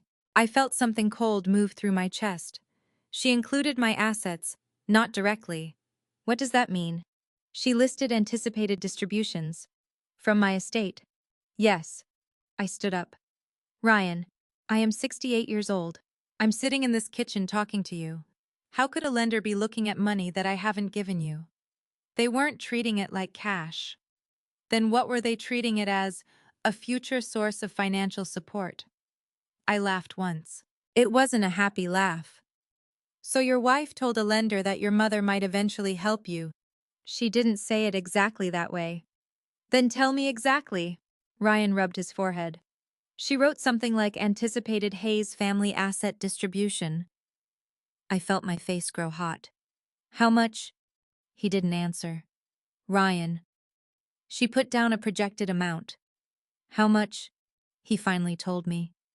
I stared at him. That figure was not based on any conversation I'd ever had with either of them. It was based on an assumption that my money would eventually become theirs. I sat back down. Did the lender approve the refinance because of it? No. That answer surprised me. No. The lender asked for documentation. And we couldn't provide it. So the application didn't work. No. I looked at him. Then why did Brooke still care about the watch? Ryan looked embarrassed. Because she thought it could strengthen the picture. The picture that we had family assets behind us. I shook my head slowly. Ryan, do you hear yourself? I know how it sounds. It sounds like you've been spending money you don't have because you believed money you don't own is coming. He lowered his head. I know. I wanted to be angry. Part of me was. But underneath the anger was something deeper. Fear. Not for my money, for my son. Thomas had spent his life trying to teach Ryan not to measure his worth by possessions.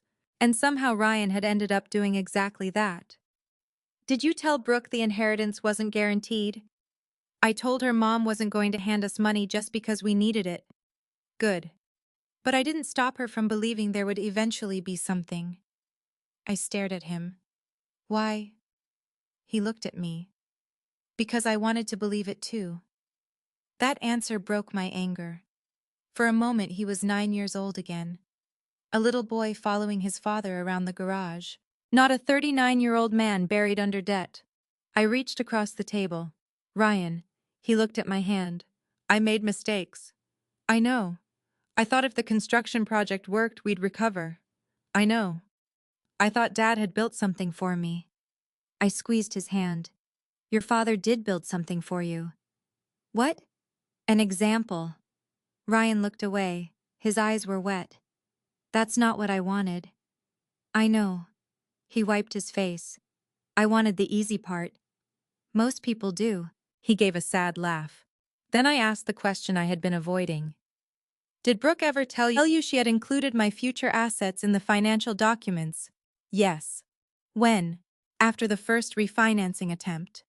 And what did you say? I told her to remove it. Did she? Some of it. Some. She took out the exact figure but kept a general statement about family support. I closed my eyes. That's not the same thing. I know. Why didn't you tell me? Because I was ashamed. I nodded. I understand. He looked at the watch again.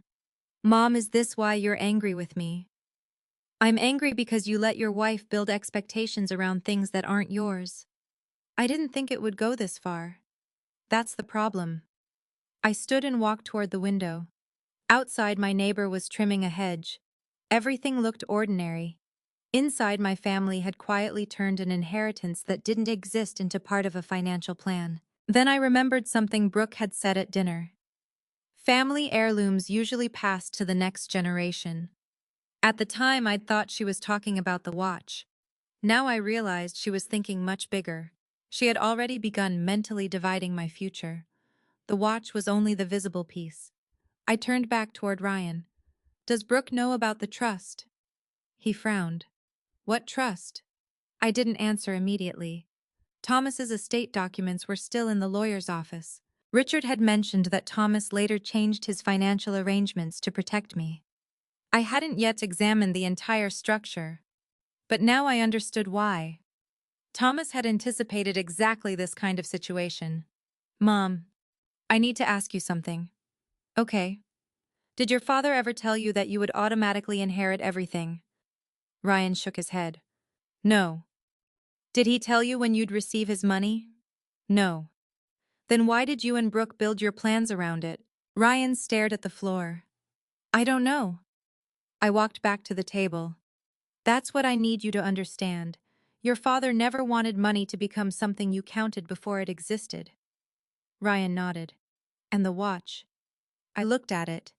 The watch was never a promise that you would receive something valuable. What was it? A reminder that your father understood what mattered. He swallowed. Do you hate Brooke? The question caught me off guard. No. You're angry with her. Yes. Would you ever help us? I took a long breath. I will help you understand your situation, he looked relieved, but I will not rescue you from it. His face fell. Mom. I love you too much to pretend this isn't happening. He was silent. Then he nodded. I think I needed to hear that. When Ryan left, I remained at the kitchen table. The watch was still there. The engraving seemed brighter than it had before, for autumn before everything else. I finally understood why Thomas had carried it for 30 years.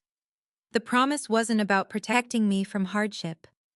It was about protecting our family from allowing money to replace love, responsibility, and judgment.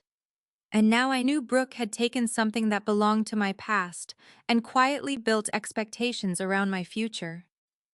But there was one thing I hadn't told Ryan. I had not yet finished reading the documents Richard gave me. And somewhere inside Thomas's estate plan was the answer to a question I was beginning to fear. What had my husband done to make sure nobody could spend my future before I was gone? The next morning I called Richard Coleman before I had even finished my coffee. I need to see the rest of Thomas's estate documents. There was no hesitation in his voice. I expected you might. Did Thomas know something like this could happen? Richard was quiet for a moment. Thomas knew that people sometimes make plans around money before they have any legal right to it. That answer made my stomach tighten. Did he know Ryan might do that? I can't tell you what he predicted about specific people. Then tell me what he prepared for. I can do that. We arranged for me to come to his office that afternoon. Before leaving, I stood in front of the kitchen window and looked at the watch. For 30 years, Thomas had worn it as a reminder that I came before everything else. Now I wondered whether the same philosophy had shaped every financial decision he made after selling his company. I put the watch in my purse. At Richard's office, another folder was waiting. This one was much thicker than the first. This contains the documents Thomas authorized us to discuss with you after his death, Richard explained. I sat across from him. Why did he create all of this? Because he learned something important. What? Success can create as many problems as failure. I frowned. That sounds like Thomas. Richard smiled. He became very deliberate about protecting what you'd built together. He opened the folder. The first pages concerned the sale of Hayes Commercial. I recognized the numbers.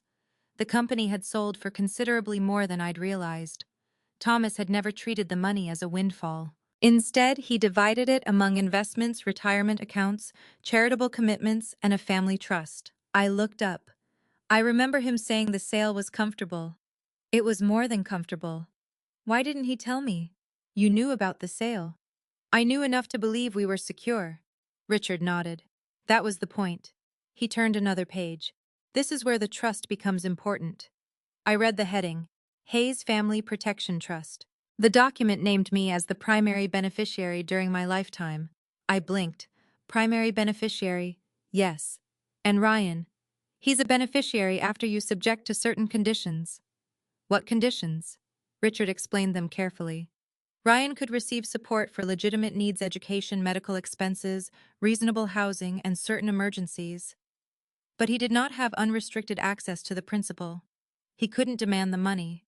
He couldn't use it as collateral. He couldn't assign it to a lender. And most importantly, he couldn't treat my assets as though they already belonged to him. I stared at the document. Thomas knew. Richard nodded. He anticipated that someone might eventually misunderstand the difference between being a beneficiary and controlling an asset. I thought about Ryan, then Brooke. How long had this been in place? Years. When did he create it? Not long after the company sale. I leaned back. Thomas had quietly changed the structure of our financial life, without making me feel like a prisoner inside it. I had always known he was careful. I hadn't realized how far ahead he thought. Richard slid another document toward me. This is a letter Thomas left concerning the trust. I opened it. His handwriting appeared on the first page. My hands began shaking before I read a single word. He wrote that he wanted me to feel secure for the rest of my life. Not rich, not powerful, secure. He didn't want Ryan to grow up believing that his mother's financial stability was his emergency fund.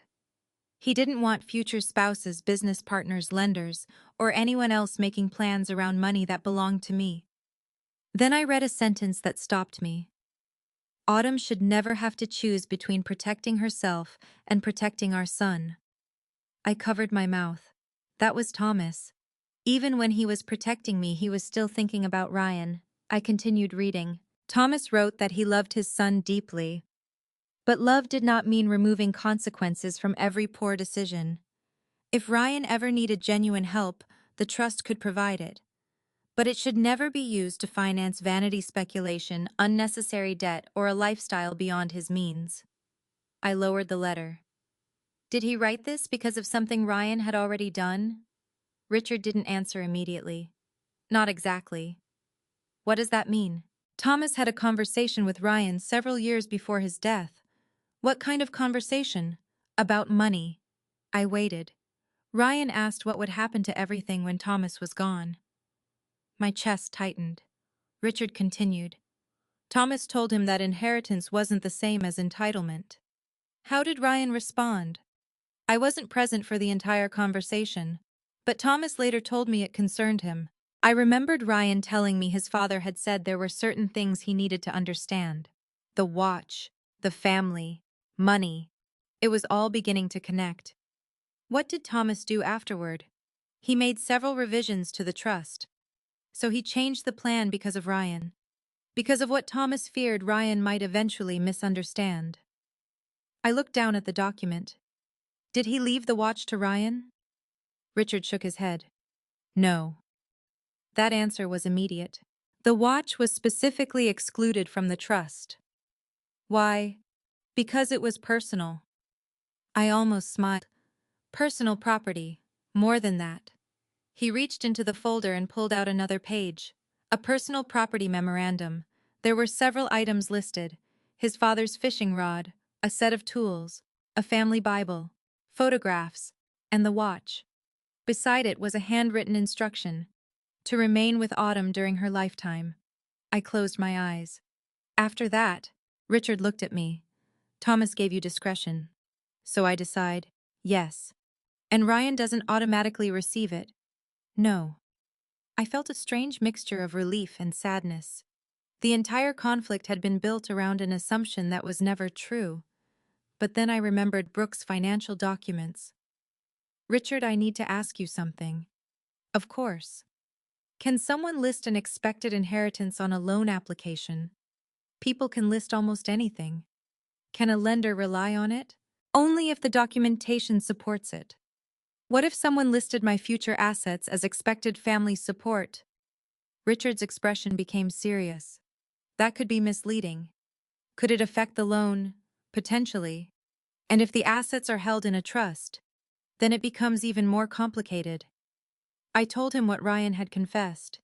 The projected Hayes family asset distribution, the refinance, the watch. Brooke's assumption that my future money could strengthen their financial position. Richard listened without interrupting. When I finished, he leaned back. This is precisely why Thomas structured the trust the way he did. I felt a chill. He knew. I don't think he knew Brooke would someday create a spreadsheet. Then what did he know? That family members can begin counting money before the person who owns it has even decided what to do with it. That sentence stayed with me. Thomas hadn't created the trust because he distrusted Ryan. He created it because he understood human nature, especially when money was involved. On my way home, I stopped at a small park near the James River. I sat on a bench overlooking the water and opened Thomas's letter again. I read the same sentence several times. Autumn should never have to choose between protecting herself and protecting our son. I finally understood the burden he'd been trying to remove from my shoulders. I had spent weeks worrying that setting boundaries with Ryan would make me a bad mother. Thomas had already answered that question.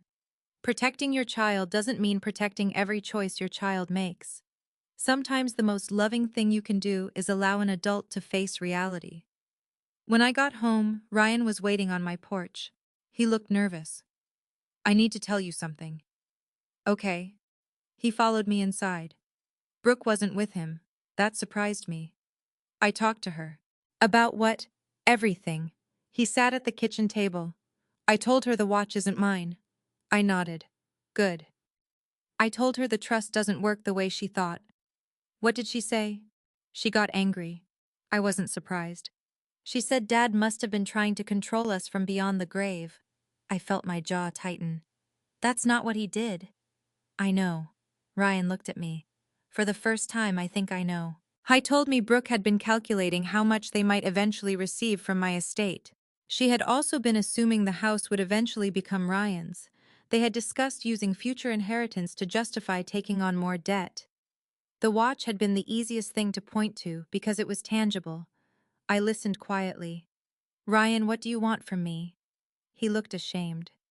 I don't know. That's honest. I don't want money right now. Good. I want to fix what I broke. That mattered more. I'll help you make a plan. His shoulders relaxed. But I won't give you money to make the problem disappear. I understand. And the watch stays with me. He nodded. I understand that too. Ryan looked towards the table. Can I ask you something? Yes. Did Dad really love me? The question hit me harder than anything else that day. Of course he did. Then why did he make it so hard for me to inherit? I reached across the table. Because your father loved you enough to believe you could become a responsible man without being handed everything. Ryan's eyes filled. He should have told me that. Maybe. I squeezed his hand. But maybe you weren't ready to hear it. He nodded. For the first time, I saw something change in my son. Not anger, not entitlement, humility. After Ryan left, I returned to the bedroom. I opened the drawer. The watch was still there. I turned it over. For Autumn before everything else. My father had written those words before Thomas's company recovered. Thomas had carried them for 30 years. And now finally I understood the real inheritance. It wasn't the watch. It wasn't the trust. It wasn't even the money. It was the lesson both men had spent decades trying to preserve. Family comes before money, but love does not require surrender. And protecting someone does not mean protecting them from the consequences of becoming the person they were capable of becoming. I thought the hardest part was over. I was wrong. Because the next evening Brooke called me herself. Her voice was cold. Autumn, I think you and I need to have a conversation about what Thomas actually intended. And from the way she said it, I knew she wasn't calling to apologize. Brooke's call came just after 7 that evening. I was sitting in the living room with Thomas's letter spread across my lap. The house was quiet, too quiet. I had just finished reading the same paragraph for the 3rd time when my phone rang. I looked at the screen. Brooke. For several seconds, I considered letting it go to voicemail. Then I answered. Hello. Autumn. I think you and I need to have a conversation about what Thomas actually intended. Her voice was controlled, almost rehearsed. I sat straighter. What do you mean? I mean the trust. I glanced at the documents on the coffee table. What about it? Ryan told me what Richard said. I felt my jaw tighten. Ryan talked to you. He's my husband. Yes. And apparently your lawyer has been telling you things about money that affect my family. I almost laughed. Your family. You know what I mean. I really don't. Brooke exhaled sharply. Thomas didn't create that trust because he wanted to punish Ryan. I never said he did. But that's how you're treating it. I'm following the instructions Thomas left. Instructions written by lawyers. Instructions Thomas approved. After he died. I paused. No. He created them while he was alive. Then why didn't he tell us? Because they weren't your business. The silence that followed was long. Finally, Brooke said, "That's exactly the problem." What problem? You keep acting like everything belongs only to you. I looked around the room. Thomas's chair, his books, the photographs on the wall, the home we'd built together. Brooke, I was married to Thomas for 43 years. I know. I was his wife. I know. Then what exactly do you think I should be doing? She didn't answer. I could hear traffic in the background on her end.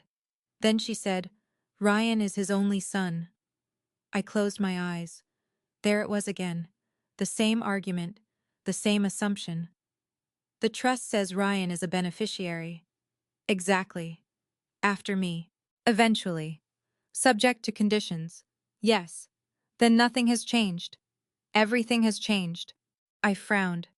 What does that mean? You know what it means. No, I don't. She lowered her voice. You are sitting on money that could solve our problems.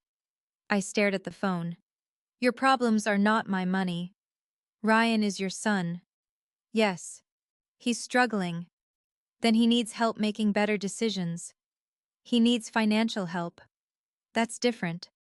How? Because giving you money doesn't teach you how to manage it. She became quiet. Then she said something that hurt more than I expected. Thomas wouldn't want his son to suffer. I felt tears rise. You don't get to use my husband's name against me. I'm not. You are. I knew Thomas too. No, you knew him as your father-in-law. I knew him as my husband. Her voice hardened. And I know he loved Ryan. So do I. Then why are you making this so difficult? Because loving someone doesn't mean giving them whatever they ask for. She hung up. I sat there staring at the phone. My hands were trembling. Not because she had insulted me. Because she had taken something sacred and turned it into an argument about money. I looked at Thomas's watch. For autumn before everything else. I touched the engraving. Tell me what you would do, I whispered. The room remained silent. But I remembered the letter. I picked it up again. Thomas had written it in his own handwriting. Not for Brooke. Not for Ryan. For me. I read it from the beginning. He wrote about our marriage. About how proud he was of the life we'd built. He wrote that he never wanted me to feel guilty for enjoying the security we'd worked for. Then came the part I'd missed the first time. If Ryan ever believes that what I leave behind belongs to him, before it is his, remind him of what my father-in-law taught me. I stopped. My father's name wasn't written, but I knew exactly who he meant. Money can help a person build a life. It cannot build character for them. I wiped my eyes. Then I continued. If he needs genuine help, give him guidance. If he needs education, give him opportunity. If he needs shelter, make sure he has a safe place. But do not confuse rescue with love. I closed the letter. Thomas had written exactly what I needed to hear. The following morning I called Ryan. Can you come over? Sure. He arrived around noon. He looked exhausted. I made sandwiches. Neither of us mentioned Brooke at first. We sat at the kitchen table eating in silence. Finally Ryan said, "She called you." Yes. What did she say? I told him. He looked embarrassed. I'm sorry. Don't apologize for her. I should have stopped this sooner. Yes. He nodded. I know. I reached for the letter. Your father left this. Ryan looked at it. For me? No, for me. He looked disappointed. Then I handed him the copy of the paragraph concerning him. He read silently. When he finished, his eyes remained on the page. He wrote this before he died. Yes. How long ago? Not long after the trust was created. Ryan swallowed. Did he know I'd have problems? He knew everyone has problems. That's not what I asked. No. I watched him carefully. He was worried you might confuse inheritance with entitlement. Ryan looked down. He's right. Those words were difficult for him to say. I could tell. Why did you think the watch was yours? Ryan didn't answer immediately. Finally, he said, because Dad told me it would be. My heart tightened. When? Years ago. What exactly did he say? Ryan thought. We were in his garage. What year? Maybe 6 years ago. Okay. He was cleaning the watch. Go on. I asked why he never replaced it. What did he say? He said your grandfather gave me this for a reason. I waited. And? He said someday you'll understand.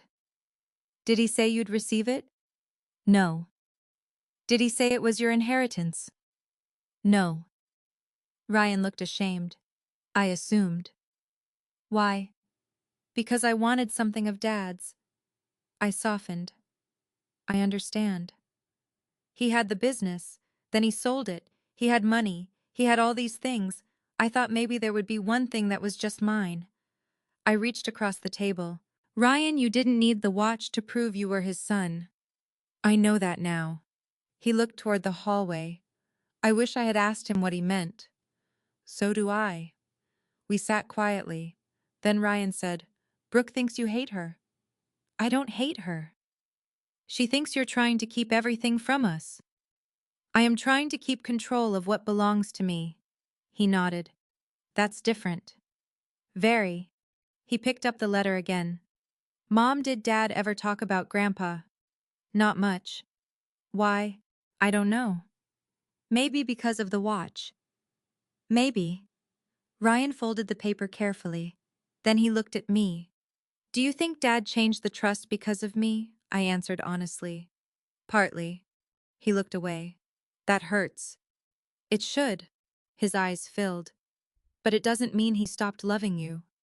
I know. He was trying to make sure you would never have to wonder whether your mother's love depended on giving you money. Ryan wiped his face. I've made a mess. Yes. What do I do? Start telling the truth. To whom? Yourself first. He nodded. Then I helped him write down his debts. Not promises, not future inheritance. Actual debts. Credit cards, mortgage, personal loans, business obligations. We wrote everything. The total was uncomfortable, but it was real. By the time he left, he had agreed to speak with a financial counselor and review the possibility of selling the SUV and postponing the bathroom renovation. It wasn't dramatic. There was no magical solution, but it was a beginning. That evening I received another message from Brooke. We need to talk in person. I didn't respond immediately. Then another message appeared. Please don't make decisions about the trust without discussing them with Ryan. I stared at the screen. She still didn't understand. The trust wasn't mine to discuss as though it were a family committee decision. It was Thomas's plan. And it existed precisely because he knew conversations like this could become complicated. The next afternoon I opened another envelope from Richard. I hadn't noticed it before. It was smaller than the others. On the front, Thomas had written, "For autumn only, if Ryan ever asks why." My hands began to shake. I opened it. Inside was a single page. Thomas wrote that he had once been afraid his own son would mistake inheritance for proof of love. He wrote that he didn't blame Ryan. He blamed the idea that children were supposed to receive everything parents built simply because they were children. Then came the sentence that made me cry. I don't want Ryan to inherit my mistakes along with my money. I pressed the paper to my chest. Thomas had understood something I hadn't. A parent can leave behind wealth and still leave a child poorer if that wealth removes every reason to grow. At the bottom of the page, Thomas had added one final instruction. If the day comes when Ryan asks for the watch, give it to him only if he understands why it was given to me. I stared at those words. There it was. Thomas hadn't forbidden Ryan from ever having the watch. He had created a condition. Understanding. Not money. Not age. Not birthright. Understanding. And suddenly I knew what the next conversation had to be. Brooke wanted to discuss the watch. Ryan wanted to understand his father's intention. And I had one last piece of Thomas's story that neither of them had heard. The story of what happened after my father saved the company. Because the watch hadn't only marked the beginning of Thomas's promise, it had marked the moment he nearly lost everything else. The conversation with Brooke happened 2 nights later. She asked me to meet her at a quiet restaurant in Richmond, but I suggested my house instead. I didn't want witnesses, I didn't want an audience, and I certainly didn't want anyone turning a private family matter into a public performance. She arrived at 7, carrying a leather handbag and wearing the expression of someone who had already decided what she was going to say. Ryan wasn't with her. That surprised me. Where's Ryan? He said this was between you and me. I stepped aside. Then come in. We sat at the kitchen table where I had spent 43 years sharing meals with Thomas. For a few seconds, Brooke looked around. Her eyes landed on the empty chair where Thomas used to sit. I still can't believe he's gone. Neither can I. She nodded. Then she opened her handbag and pulled out a folder. I immediately understood. What is that, my documents? About the trust. Some financial information. I didn't touch it. Brooke, before we do anything, I need you to understand something. She waited. The trust isn't up for negotiation. Her expression tightened. I'm not asking you to change it. Good. I'm asking you to reconsider how you're using it. I am not using it. That's not what I mean. I leaned back. Then tell me what you mean. She opened the folder. Ryan and I have built a life based on certain expectations. I stared at her. That's exactly the problem. What? You built expectations around assets that weren't yours. She looked offended. We never stole anything. I didn't say you did. Then why are you treating us like criminals? I'm not. It feels like it. I took a slow breath. I've been trying to understand why you wanted Thomas's watch so badly. Her expression changed. I told you. You were curious about its value. Yes. But it wasn't really about the watch. She looked down at the folder. No. Then what was it about? She was silent for several seconds. Finally, she said, security. I hadn't expected that answer. Security for what? Our future. I waited. She looked toward the window. Ryan's career isn't as stable as he makes it sound. I know. He hasn't told you everything. I know that too. We're under pressure. Then why didn't you simply tell me? Because I knew what you'd say. What? That we should spend less. I almost smiled. Would that be wrong? No. Her voice cracked slightly. That's the part that makes me angry. I looked at her. Why? Because you don't understand what it's like. What isn't like what? Trying to build a life that looks successful. There it was. I finally understood. Brooke wasn't simply greedy. She was afraid. Afraid of falling backward. Afraid of losing the image she had worked so hard to create. Afraid that if the house disappeared, the SUV disappeared, and the renovations stopped, people would see that they weren't as secure as they appeared. But fear didn't excuse what she had done. Brooke, I understand fear. She looked at me. I lived through 1996. She frowned. What does that mean? I stood and went to the desk in the corner. I brought back the old copy of the financing documents. Then I placed my father's handwritten promise beside it. Her eyes moved between the papers. What is this? The reason Thomas wore that watch. She looked confused. I explained what had happened. The failing company, my father's $118,000, the loan, the promise, the watch. She listened without interrupting. When I finished, her eyes were fixed on the handwritten statement. Your father did all that. Yes. For Thomas. For our family. She swallowed. And Thomas never told you. Not until after he died. Brooke's expression softened for the first time. Why? Because my father didn't want me carrying the debt. And Thomas didn't want me thinking my husband had survived because another man rescued him. She looked down. So the watch was never about money. I reached into my purse. Then I placed the watch on the table. Brooke stared at it. I turned it over. The engraving was visible. For autumn before everything else. Her lips parted. For several seconds she said nothing. Then she whispered, That's beautiful. It is. I didn't know. I know. She reached toward it. I moved it slightly away. Her hand stopped. I wasn't going to take it, she said. You asked me for it. You thought Ryan was entitled to it. She looked ashamed. I did. Why? Because Thomas was his father. That's not enough. I know that now. I picked up the watch. Your first question was how much it was worth. She lowered her eyes. I was wrong. Yes. I was scared. I know. I thought if Ryan could receive something valuable, we could breathe. But you didn't need the watch. No. You needed a plan. She nodded. Then she said something I hadn't expected. I also thought you had more money than you were telling us. I stared at her. Why? Because of the way Thomas lived. What way? He never complained about money. That doesn't mean he had unlimited money. I know that now. She looked at the trust documents.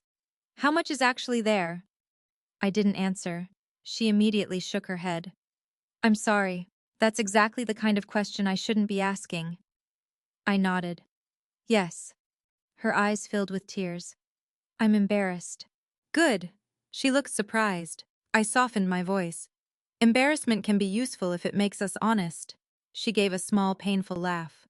I've been so focused on making sure Ryan and I didn't lose everything that I forgot to ask whether we were already losing something more important. What? Each other. I didn't respond. She continued. Ryan has been working himself sick.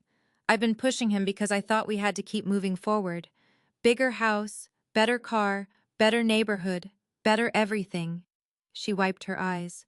I kept thinking once we reached a certain point I'd finally feel safe. And did you? She shook her head. No. The answer was painfully honest. I sat back down. Thomas once told me that money can make fear quieter, but it doesn't make fear disappear. She smiled sadly. That sounds like him. It is. We sat in silence. Then Brooke asked, Did Thomas really leave Ryan a chance to have the watch someday? I looked at her. Yes. She seemed surprised. Really? Under one condition. What condition? He has to understand why Thomas kept it. Brooke looked at the engraving. Before everything else. Yes. What does that mean to you? I thought about my father, about Thomas, about Ryan as a child, about the man he'd become. It means family comes before pride, before appearances, before money, before proving yourself to other people. Brooke nodded slowly. I don't think I understood that. Most people don't until life forces them to.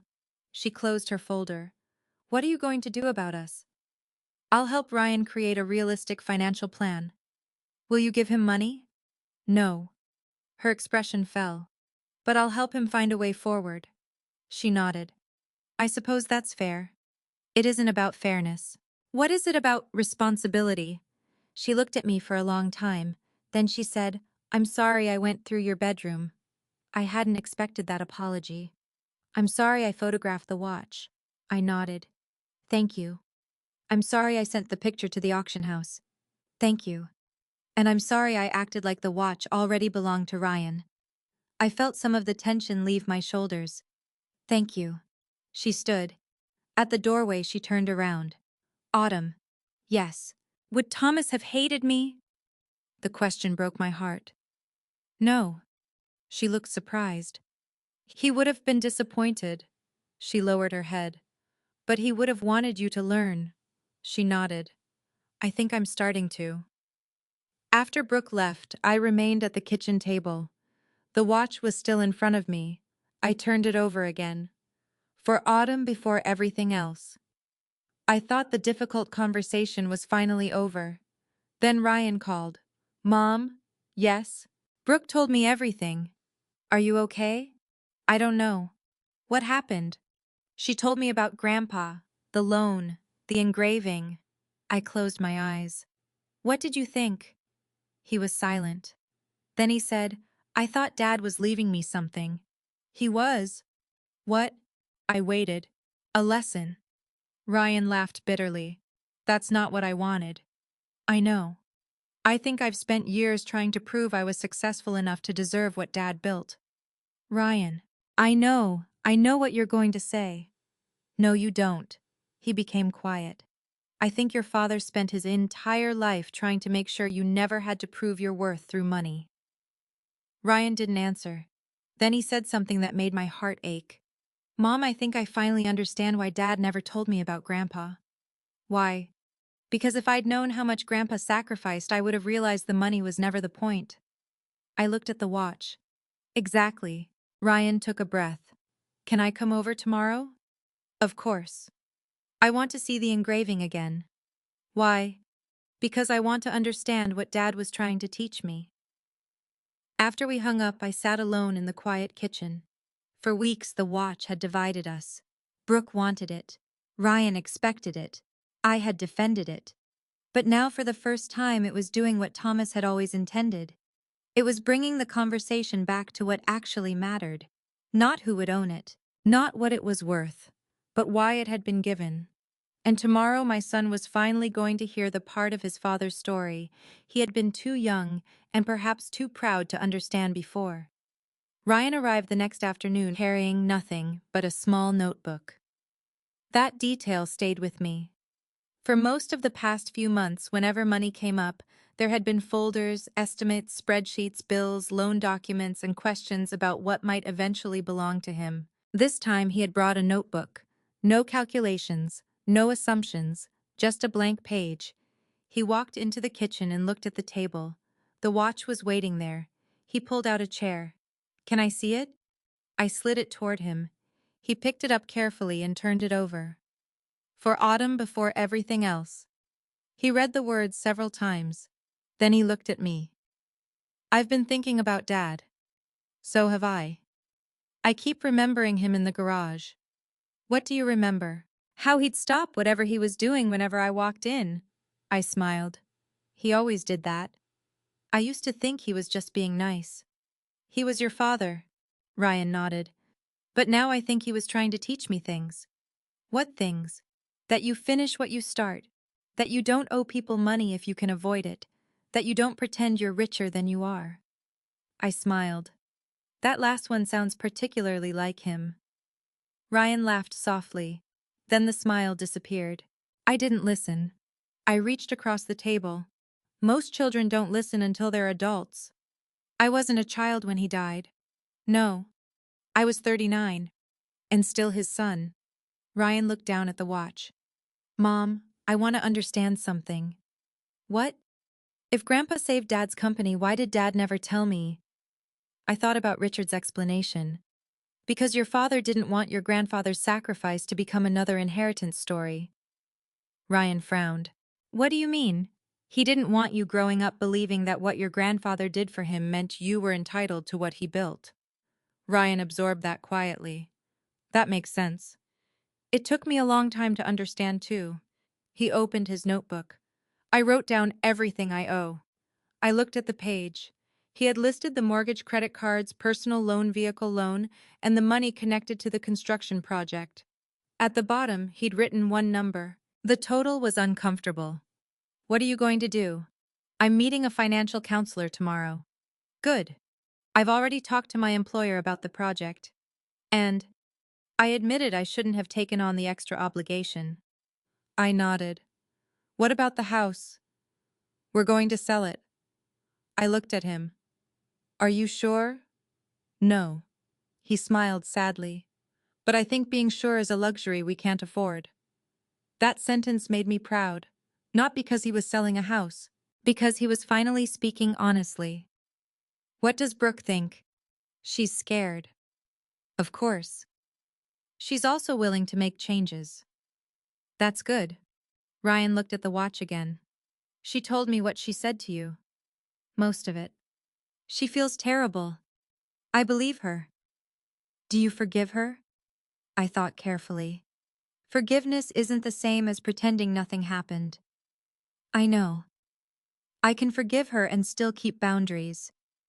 Ryan nodded. I think Dad would say that. He probably would. For a while, neither of us spoke.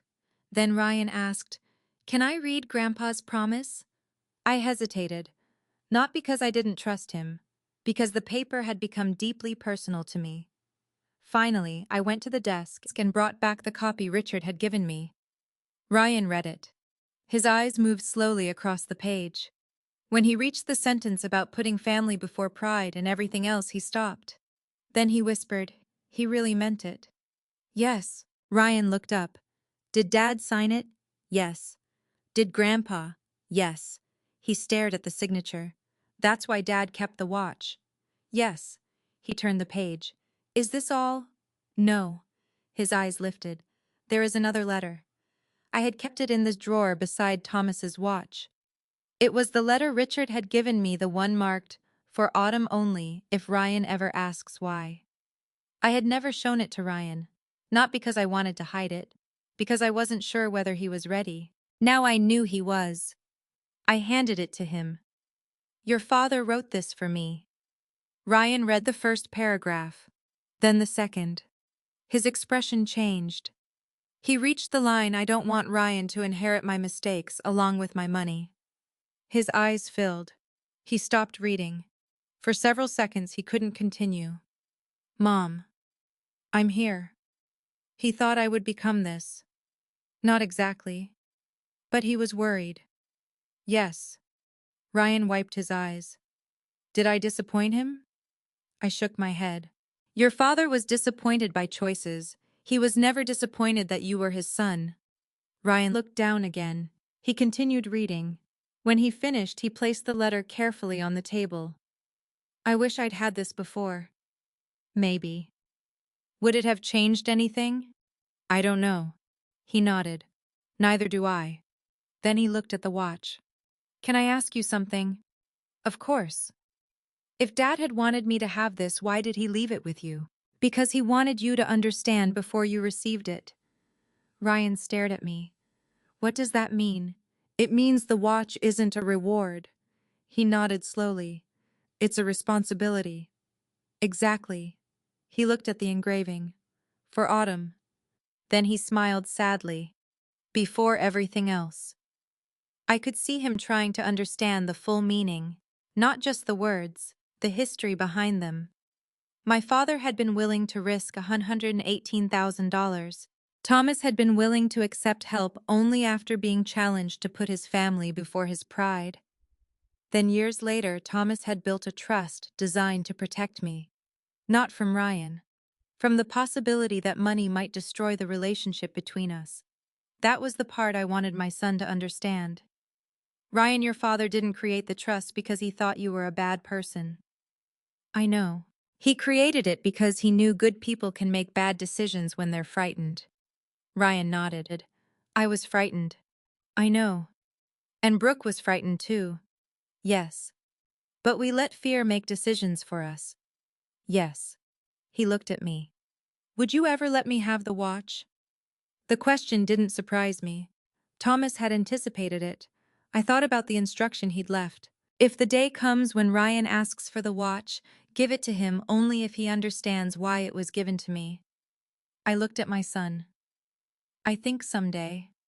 His face softened. But not today. He nodded. I understand. That answer mattered more than any promise. There was no argument, no bargaining, no disappointment, just acceptance. Then Ryan asked, what about the trust? What about it? Will I still inherit from it someday? Yes. He looked surprised. Even after everything? Yes. Why? Because your father loved you. I paused. But the trust doesn't exist to make you comfortable. It exists to give you a foundation if you use it responsibly. He nodded. I understand. And you won't control the principal. Okay. You can't borrow against it. Okay. You can't promise it to someone else. He gave a small smile. Definitely okay. And you can't spend it before you receive it. That one made him laugh. Got it. I smiled too. For the first time in months, the tension in my house felt lighter. Then Ryan said, Mom, there's something else. I looked at him.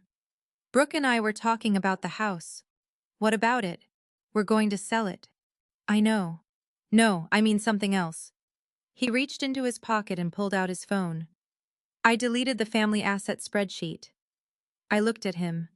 Completely, yes. Why? Because it made me realize how wrong our thinking had become. He showed me the screen. The document was gone. We had numbers beside things that weren't ours. I nodded. That was the problem. We had your house. Mine. We had the trust. Not yours yet. The watch. Also mine. He smiled. Right. Then his expression became serious. We had your future. I didn't say anything. That's what bothers me most. He put the phone away. We were planning around a life you were still living. That sentence moved me more than I expected. I reached across the table and held his hand. Thank you for understanding. He squeezed my fingers. I don't want to be that man anymore. You don't have to be. How do I prove it? Don't prove it to me. He looked confused. Then who? Yourself. He nodded. After Ryan left, I carried the watch upstairs. I placed it beside Thomas's photograph. For the first time, I wasn't afraid that someone would demand it. The question had changed. It was no longer who gets the watch. It had become who understands what the watch means. And I realized that was the test Thomas had left behind. Not a test of wealth, not a test of inheritance, a test of character. That evening, Brooke sent me a short message. I'm sorry, I understand now. I read it twice. Then I replied with 3 words. Thank you for understanding. I didn't promise anything. I didn't erase the boundaries. I didn't pretend the past few months hadn't happened. But I felt something inside me begin to loosen. Thomas had once written that he didn't want Ryan to inherit his mistakes along with his money. Now I understood the deeper meaning. He wasn't trying to keep wealth away from our son. He was trying to make sure wealth arrived after wisdom had a chance to grow. And maybe that was the greatest gift he could have left any of us. Not a watch, not a trust, not a house. A chance to become better before receiving more. I stood beside the bedroom window and looked at the fading evening light. For autumn, before everything else. I touched the engraving one last time. Then I whispered the words my husband had carried for 30 years. Before everything else. And for the first time I understood that those words were not only about me. They were about the kind of family Thomas wanted us to remain when money was no longer there to hide behind. The week after Ryan came to my house, I thought the worst of the conflict was behind us. I was wrong. For several days, everything seemed almost peaceful. Ryan attended his first meeting with a financial counselor. He began preparing to sell the SUV. He postponed the bathroom renovation. He also contacted the people involved in the construction project and admitted that he had taken on obligations he couldn't afford. None of it was easy. None of it fixed everything overnight. But for the first time, Ryan was dealing with reality instead of waiting for an inheritance to rescue him. I was proud of him. Then Brooke called. It was late Thursday afternoon. Autumn, can I come over? Of course. Her voice sounded tired. Not angry. Not yet. When she arrived, she looked different from the woman who had sat across from me a week earlier. Her hair was pulled back carelessly. She wasn't wearing the polished clothes she usually wore, and she looked exhausted. I need to talk to you. Come inside. We sat in the living room. She didn't bring a folder this time. That alone told me the conversation might be different. Ryan told me what he's doing. I know. He said he's selling the SUV. Yes. He said we're selling the house. Yes. She looked down at her hands. I don't want to. I understand. I love that house. I know. We worked so hard to get there. I know. She looked at me. Do you think we're stupid? No. Then why does it feel like you do? I leaned forward. I think you made decisions based on assumptions. About your money. Yes. She nodded. I know. There was a long silence. Then she said, I thought you would help. I am helping. Not financially. Correct. She looked frustrated. That's what I don't understand. Brooke, helping someone doesn't always mean writing a check. But you could. I didn't answer. She continued. You could pay off the credit cards. You could help with the house. You could give Ryan enough to start over. I could. Then why won't you? I took a slow breath. Because I don't believe that's what Ryan needs. She shook her head. You don't understand what it's like to watch your husband struggle. I do. No, Autumn, you don't. I watched Thomas lose almost everything. She stopped. 1996. She looked away. Yes. My father put $118,000 at risk. I know. Thomas nearly lost his business. I know. Do you know what happened afterward? She didn't answer. He didn't receive another check from my father every time something went wrong. Brooke looked at me. He learned. I continued. He learned to manage cash flow. He learned to say no to customers who couldn't pay. He learned that pride wasn't a business strategy. He learned that his family couldn't depend on one company staying successful forever. Brooke's eyes filled. And you think Ryan needs the same lesson? I think Ryan needs the chance to learn it. She looked toward the hallway. I don't want him to suffer. Neither do I. Then why let him? Because struggling isn't the same as suffering. She looked confused. Sometimes struggle is how people discover what they're capable of. She shook her head. I don't know if I can do this. You can. What if we lose everything? You won't. You can't know that. No. I paused. But I know this losing a house is not the same as losing your family. She looked at me for a long time. Then she whispered, What if Ryan resents you? I smiled sadly. He might. That doesn't bother you. Of course it does. Then why?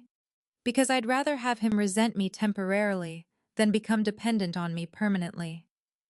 Brooke wiped her eyes. I wish I could believe that. You will. She stood and walked toward the window. Then she turned around. What about the trust? What about it? Will Ryan ever get the money? Yes. How much? I didn't answer. She closed her eyes. Sorry. I nodded. I understand why you want to know. I keep thinking about our future. Then plan your future around what you actually have. She nodded slowly. No inheritance. Not as current income. No watch. Correct. No house. Not unless you can afford it. She gave a small laugh. You really aren't going to give us anything. I looked at her. I am giving you something. What? Time. She frowned. Time. Time to fix this before it becomes worse. She didn't answer. For a few minutes the room was quiet. Then Brooke said, I thought you were punishing us. I'm not. It felt like punishment. Boundaries often feel like punishment to people who are used to having access. Her expression hardened. Access? Yes. She turned toward me. You're making us sound like parasites. I didn't say that. But that's how it feels. I can't control how you interpret my boundaries. She folded her arms. Thomas would have helped Ryan. I felt something inside me tighten. Maybe. You know he would. He helped him many times. Then why are you different? I'm not. Yes, you are. I looked at her. Thomas helped Ryan when Ryan needed help. He didn't allow Ryan to plan his life around his parents' money. Brooke looked away. That's what the trust says. Exactly. She took a breath. Then maybe Thomas was too controlling. The words landed heavily. I didn't raise my voice. I simply said, be careful. She looked back at me. I'm sorry. But she wasn't. Not yet. She was angry. Angry that the house might be sold. Angry that the SUV was going. Angry that the trust wouldn't become an emergency fund.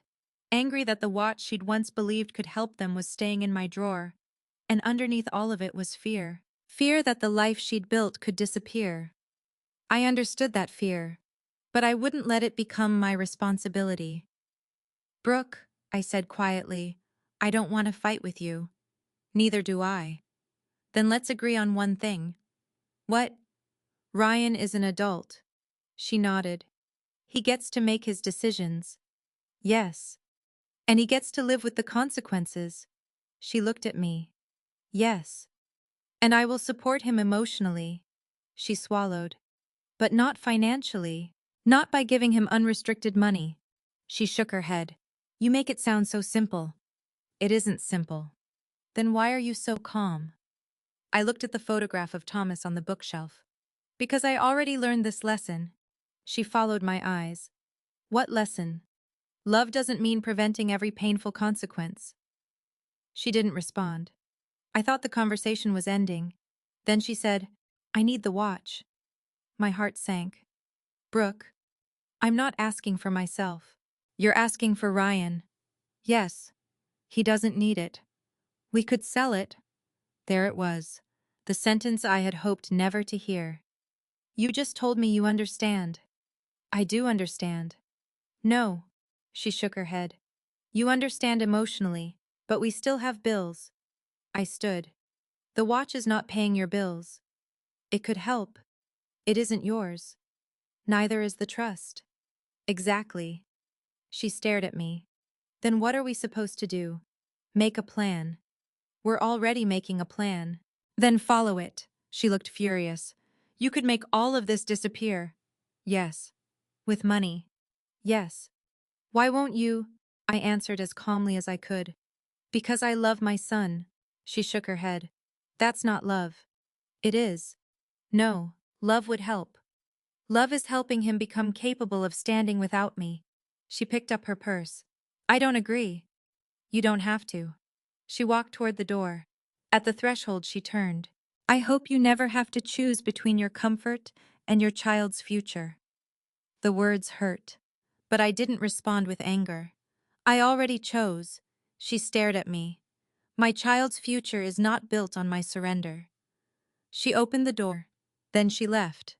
I closed it behind her. For several seconds I stood there with my hand on the doorknob. My heart was pounding.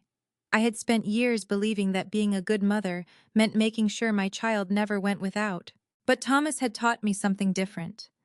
A parent can provide a safety net without becoming the floor beneath an adult's feet. I walked upstairs. The watch was in my nightstand. I opened the drawer. The engraving caught the light. For autumn before everything else. I picked it up. My father had risked $118,000 to protect our family. Thomas had spent 30 years remembering the promise. Now I had to honor it. Not by giving everything away, by protecting what mattered. That evening Ryan called. Mom, yes. I heard you and Brooke argued. Yes. I'm sorry. You don't need to apologize for everything she says. I know. He paused. She thinks you're trying to hurt us. I'm not. I know. Where are you? In the car. Are you okay? I'm okay. Then he said something I hadn't expected. I told Brooke I won't ask you for money. I closed my eyes. Ryan. I mean it. Are you sure? Yes. Why?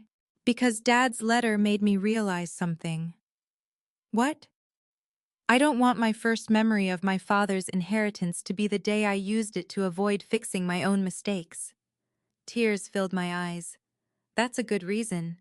He laughed softly. Also, the financial counselor scared me. I laughed through my tears. Good. I deserve it. Maybe a little. We were quiet. Then Ryan said, Mom. Yes. Keep Dad's watch. I will. I don't want it right now. I know. Maybe someday. Maybe. He paused. But if I ever receive it, I want to deserve it. I closed my eyes. For the first time, I believed he meant it. The next morning, Ryan and Brooke began the process of putting their house on the market. The SUV was listed for sale. The bathroom renovation was canceled. Their financial counselor created a plan that would take years, not weeks. It wasn't glamorous, it wasn't easy, but it was theirs. No inheritance had been spent, no trust had been raided, no family heirloom had been sold, and slowly the panic began to loosen its grip. A month later, Ryan called to tell me they had accepted an offer on the house. "We're moving into a smaller place. How do you feel?" "Terrified." I smiled. "That's normal." "But also relieved." "That's better," he laughed. "I think Dad would approve." "I think so too." That night I placed the watch beside Thomas's photograph. I thought about everything that had happened since Brooke first demanded it. The anger, the questions, the assumptions, the financial pressure, the painful conversations, and the truth that had been hiding beneath a few engraved words. The watch had never been the inheritance. It had been the warning, it had been the promise, and it had been the bridge between 3 generations of our family. My father had protected Thomas, Thomas had protected me, and now I had to protect Ryan, not from hardship, but from becoming someone who believed hardship could always be solved by reaching into someone else's pocket. For the first time I understood that this was not revenge. It was love with boundaries. And sometimes that is the hardest kind of love a mother can give. 3 months later, I stood in the doorway of Ryan's new house and realized how much could change when people stopped trying to protect an image. The house was smaller than the one he and Brooke had sold, much smaller. There was no 3-car garage, no enormous kitchen island, no stone fireplace stretching across an entire wall. But when I walked inside, I felt something I hadn't felt in their old house for years. Peace. There were still boxes everywhere. A lamp sat on the floor because they hadn't found the table for it yet.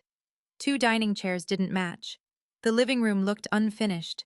And somehow it was beautiful. Brooke came around the corner carrying a cardboard box. "Don't judge us." I smiled. "I've seen worse." "Your house after Dad retired." "Exactly." She laughed. For the first time in months, the sound between us felt natural. Ryan came out of the kitchen. "Mom." He hugged me. Not a quick hug. Not the kind where someone's shoulder barely touches yours. A real one. I held him tightly.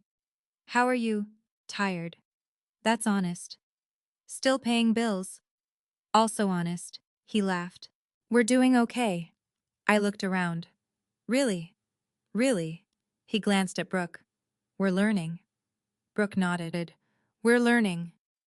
That phrase meant more to me than any promise that everything was fixed. Because it wasn't. Their financial problems hadn't disappeared. Selling the old house had covered some debts, but not all of them. They were still budgeting carefully. They had postponed vacations. Brooke had started working with a financial planner instead of relying on assumptions about future family money. Ryan had stopped taking side projects he couldn't afford. He was also working longer hours, but this time for goals he understood. They had made changes, not because I paid for them, because they had finally accepted responsibility for their own lives. I had no desire to punish them. I wanted them to succeed, but I also wanted their success to belong to them. After lunch, Ryan and I stepped outside. He sat on the front steps. I sat beside him. "Mom." "Yes." "I've been thinking about Dad's watch." I smiled.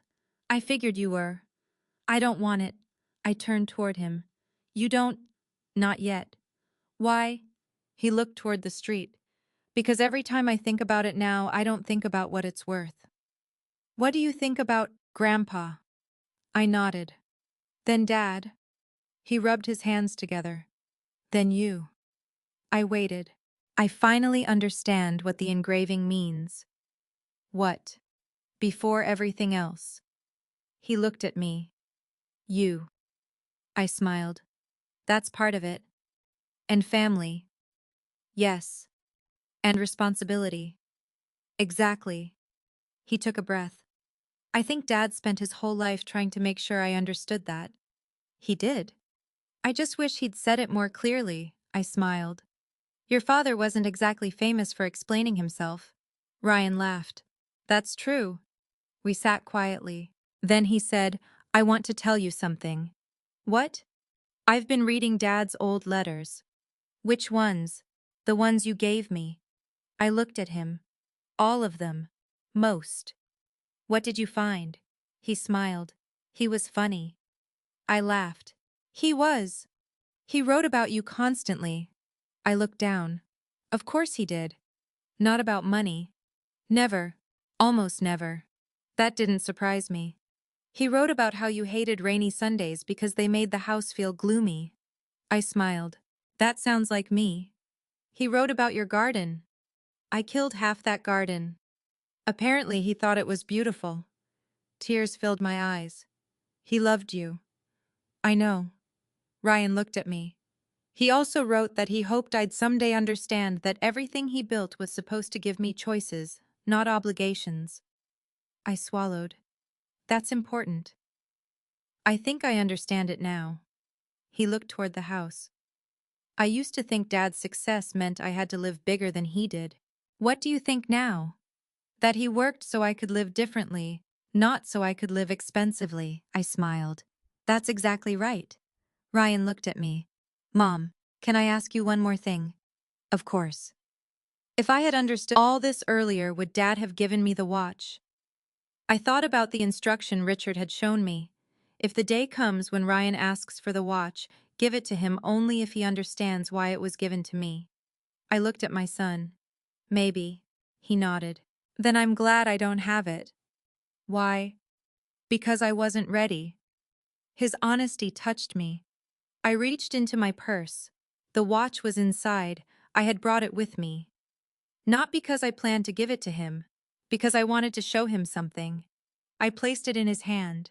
He turned it over. The engraving caught the sunlight. For autumn before everything else. His eyes moved slowly across the words. Then he looked at me. I think I finally get it. What? Grandpa wasn't giving Dad something. No. He was asking Dad to remember something. Yes. And Dad wasn't carrying a watch. Ryan smiled sadly. He was carrying a promise. My eyes filled. Exactly. Ryan closed his fingers around the watch. For one moment I wondered whether I should let him keep it. Then he handed it back. Keep it. I looked at him. Are you sure? Yes. Why? Because it's still doing what Dad wanted. What? It reminds you. I smiled through my tears. It reminds me of him. And Grandpa. And you. Ryan shook his head. No. I looked at him. It should remind you of yourself. That surprised me. Why? Because someday when I have a son or daughter, I want to be able to explain this story correctly. My heart tightened.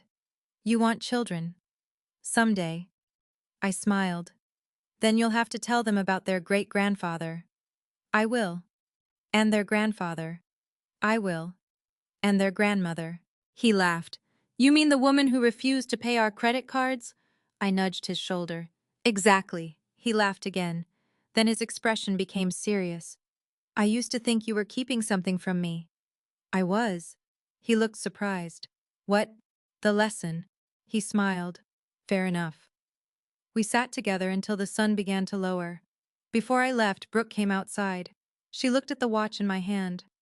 I remember when I wanted that. I looked at her. I know. I thought it would solve something. What do you think now? She smiled sadly. Now I think it would have solved nothing. I nodded. That's what I hoped you'd understand. She stepped closer. Can I say something? Of course. I'm sorry. I know. I mean it. I believe you. She looked at the watch. I also want you to know something. What? If Ryan ever receives it, I don't want him to sell it. I smiled. Neither do I. She laughed softly. I finally understand why. Good. We stood together for a moment. Then Brooke said, I think your husband would be proud of him. I looked toward Ryan. He was carrying boxes into the house. Yes, I said. I think he would. That evening I drove home alone. The sun was setting over Richmond, turning the sky soft orange above the trees. Thomas's watch rested in my purse. I thought about the first time Brooke had demanded it. At that moment, the watch had represented everything I feared losing. My husband's memory. My place in my own family. The respect I thought I had earned. The security Thomas had worked his entire life to protect. But now I understood something. The watch had never been about ownership. It had been about meaning. My father had risked $118,000 to save the man his daughter loved. He hadn't asked for repayment. He hadn't asked for recognition. He had asked Thomas to remember one thing: autumn before everything else. Thomas kept that promise for 30 years, even when I didn't know the promise existed. And when Thomas died, the responsibility passed quietly to me. Not to protect the watch, to protect the lesson. I pulled into my driveway and sat in the car for several minutes before going inside. The house was quiet. Thomas's chair was still there. His books were still on the shelf. His photograph still sat beside the lamp. I walked upstairs. I took the watch from my purse and placed it on the nightstand. Then I turned it over. The engraving was perfectly visible. For autumn before everything else. I traced the words with my fingertip. Thomas, I whispered, I finally understand. I understood why my father had helped him, why my husband had hidden the truth, why he had created the trust, why he never replaced that old watch, and why he had refused to simply leave everything to our son. He wasn't withholding love. I was protecting it. Because money can build a house, it can pay a bill, it can create comfort, but it cannot teach someone how to stand. That has to be learned. And sometimes the greatest gift a parent can give an adult child is not a way out. It is the confidence to find a way through. I turned off the lamp. For the first time since Thomas died, I didn't feel like I was saying goodbye to him. I felt like I was carrying something forward. Not his money, not his business, not even his watch, his wisdom. And perhaps that was the inheritance that mattered most. After everything I went through, I learned that sometimes the most valuable inheritance is not money, property, or something expensive enough to insure. Sometimes it is a lesson someone quietly carries for you until you are finally ready to understand it. For 30 years, my husband wore a simple watch that I once thought was nothing more than an old possession. I never knew that my father had given it to him after risking his own savings to save our family.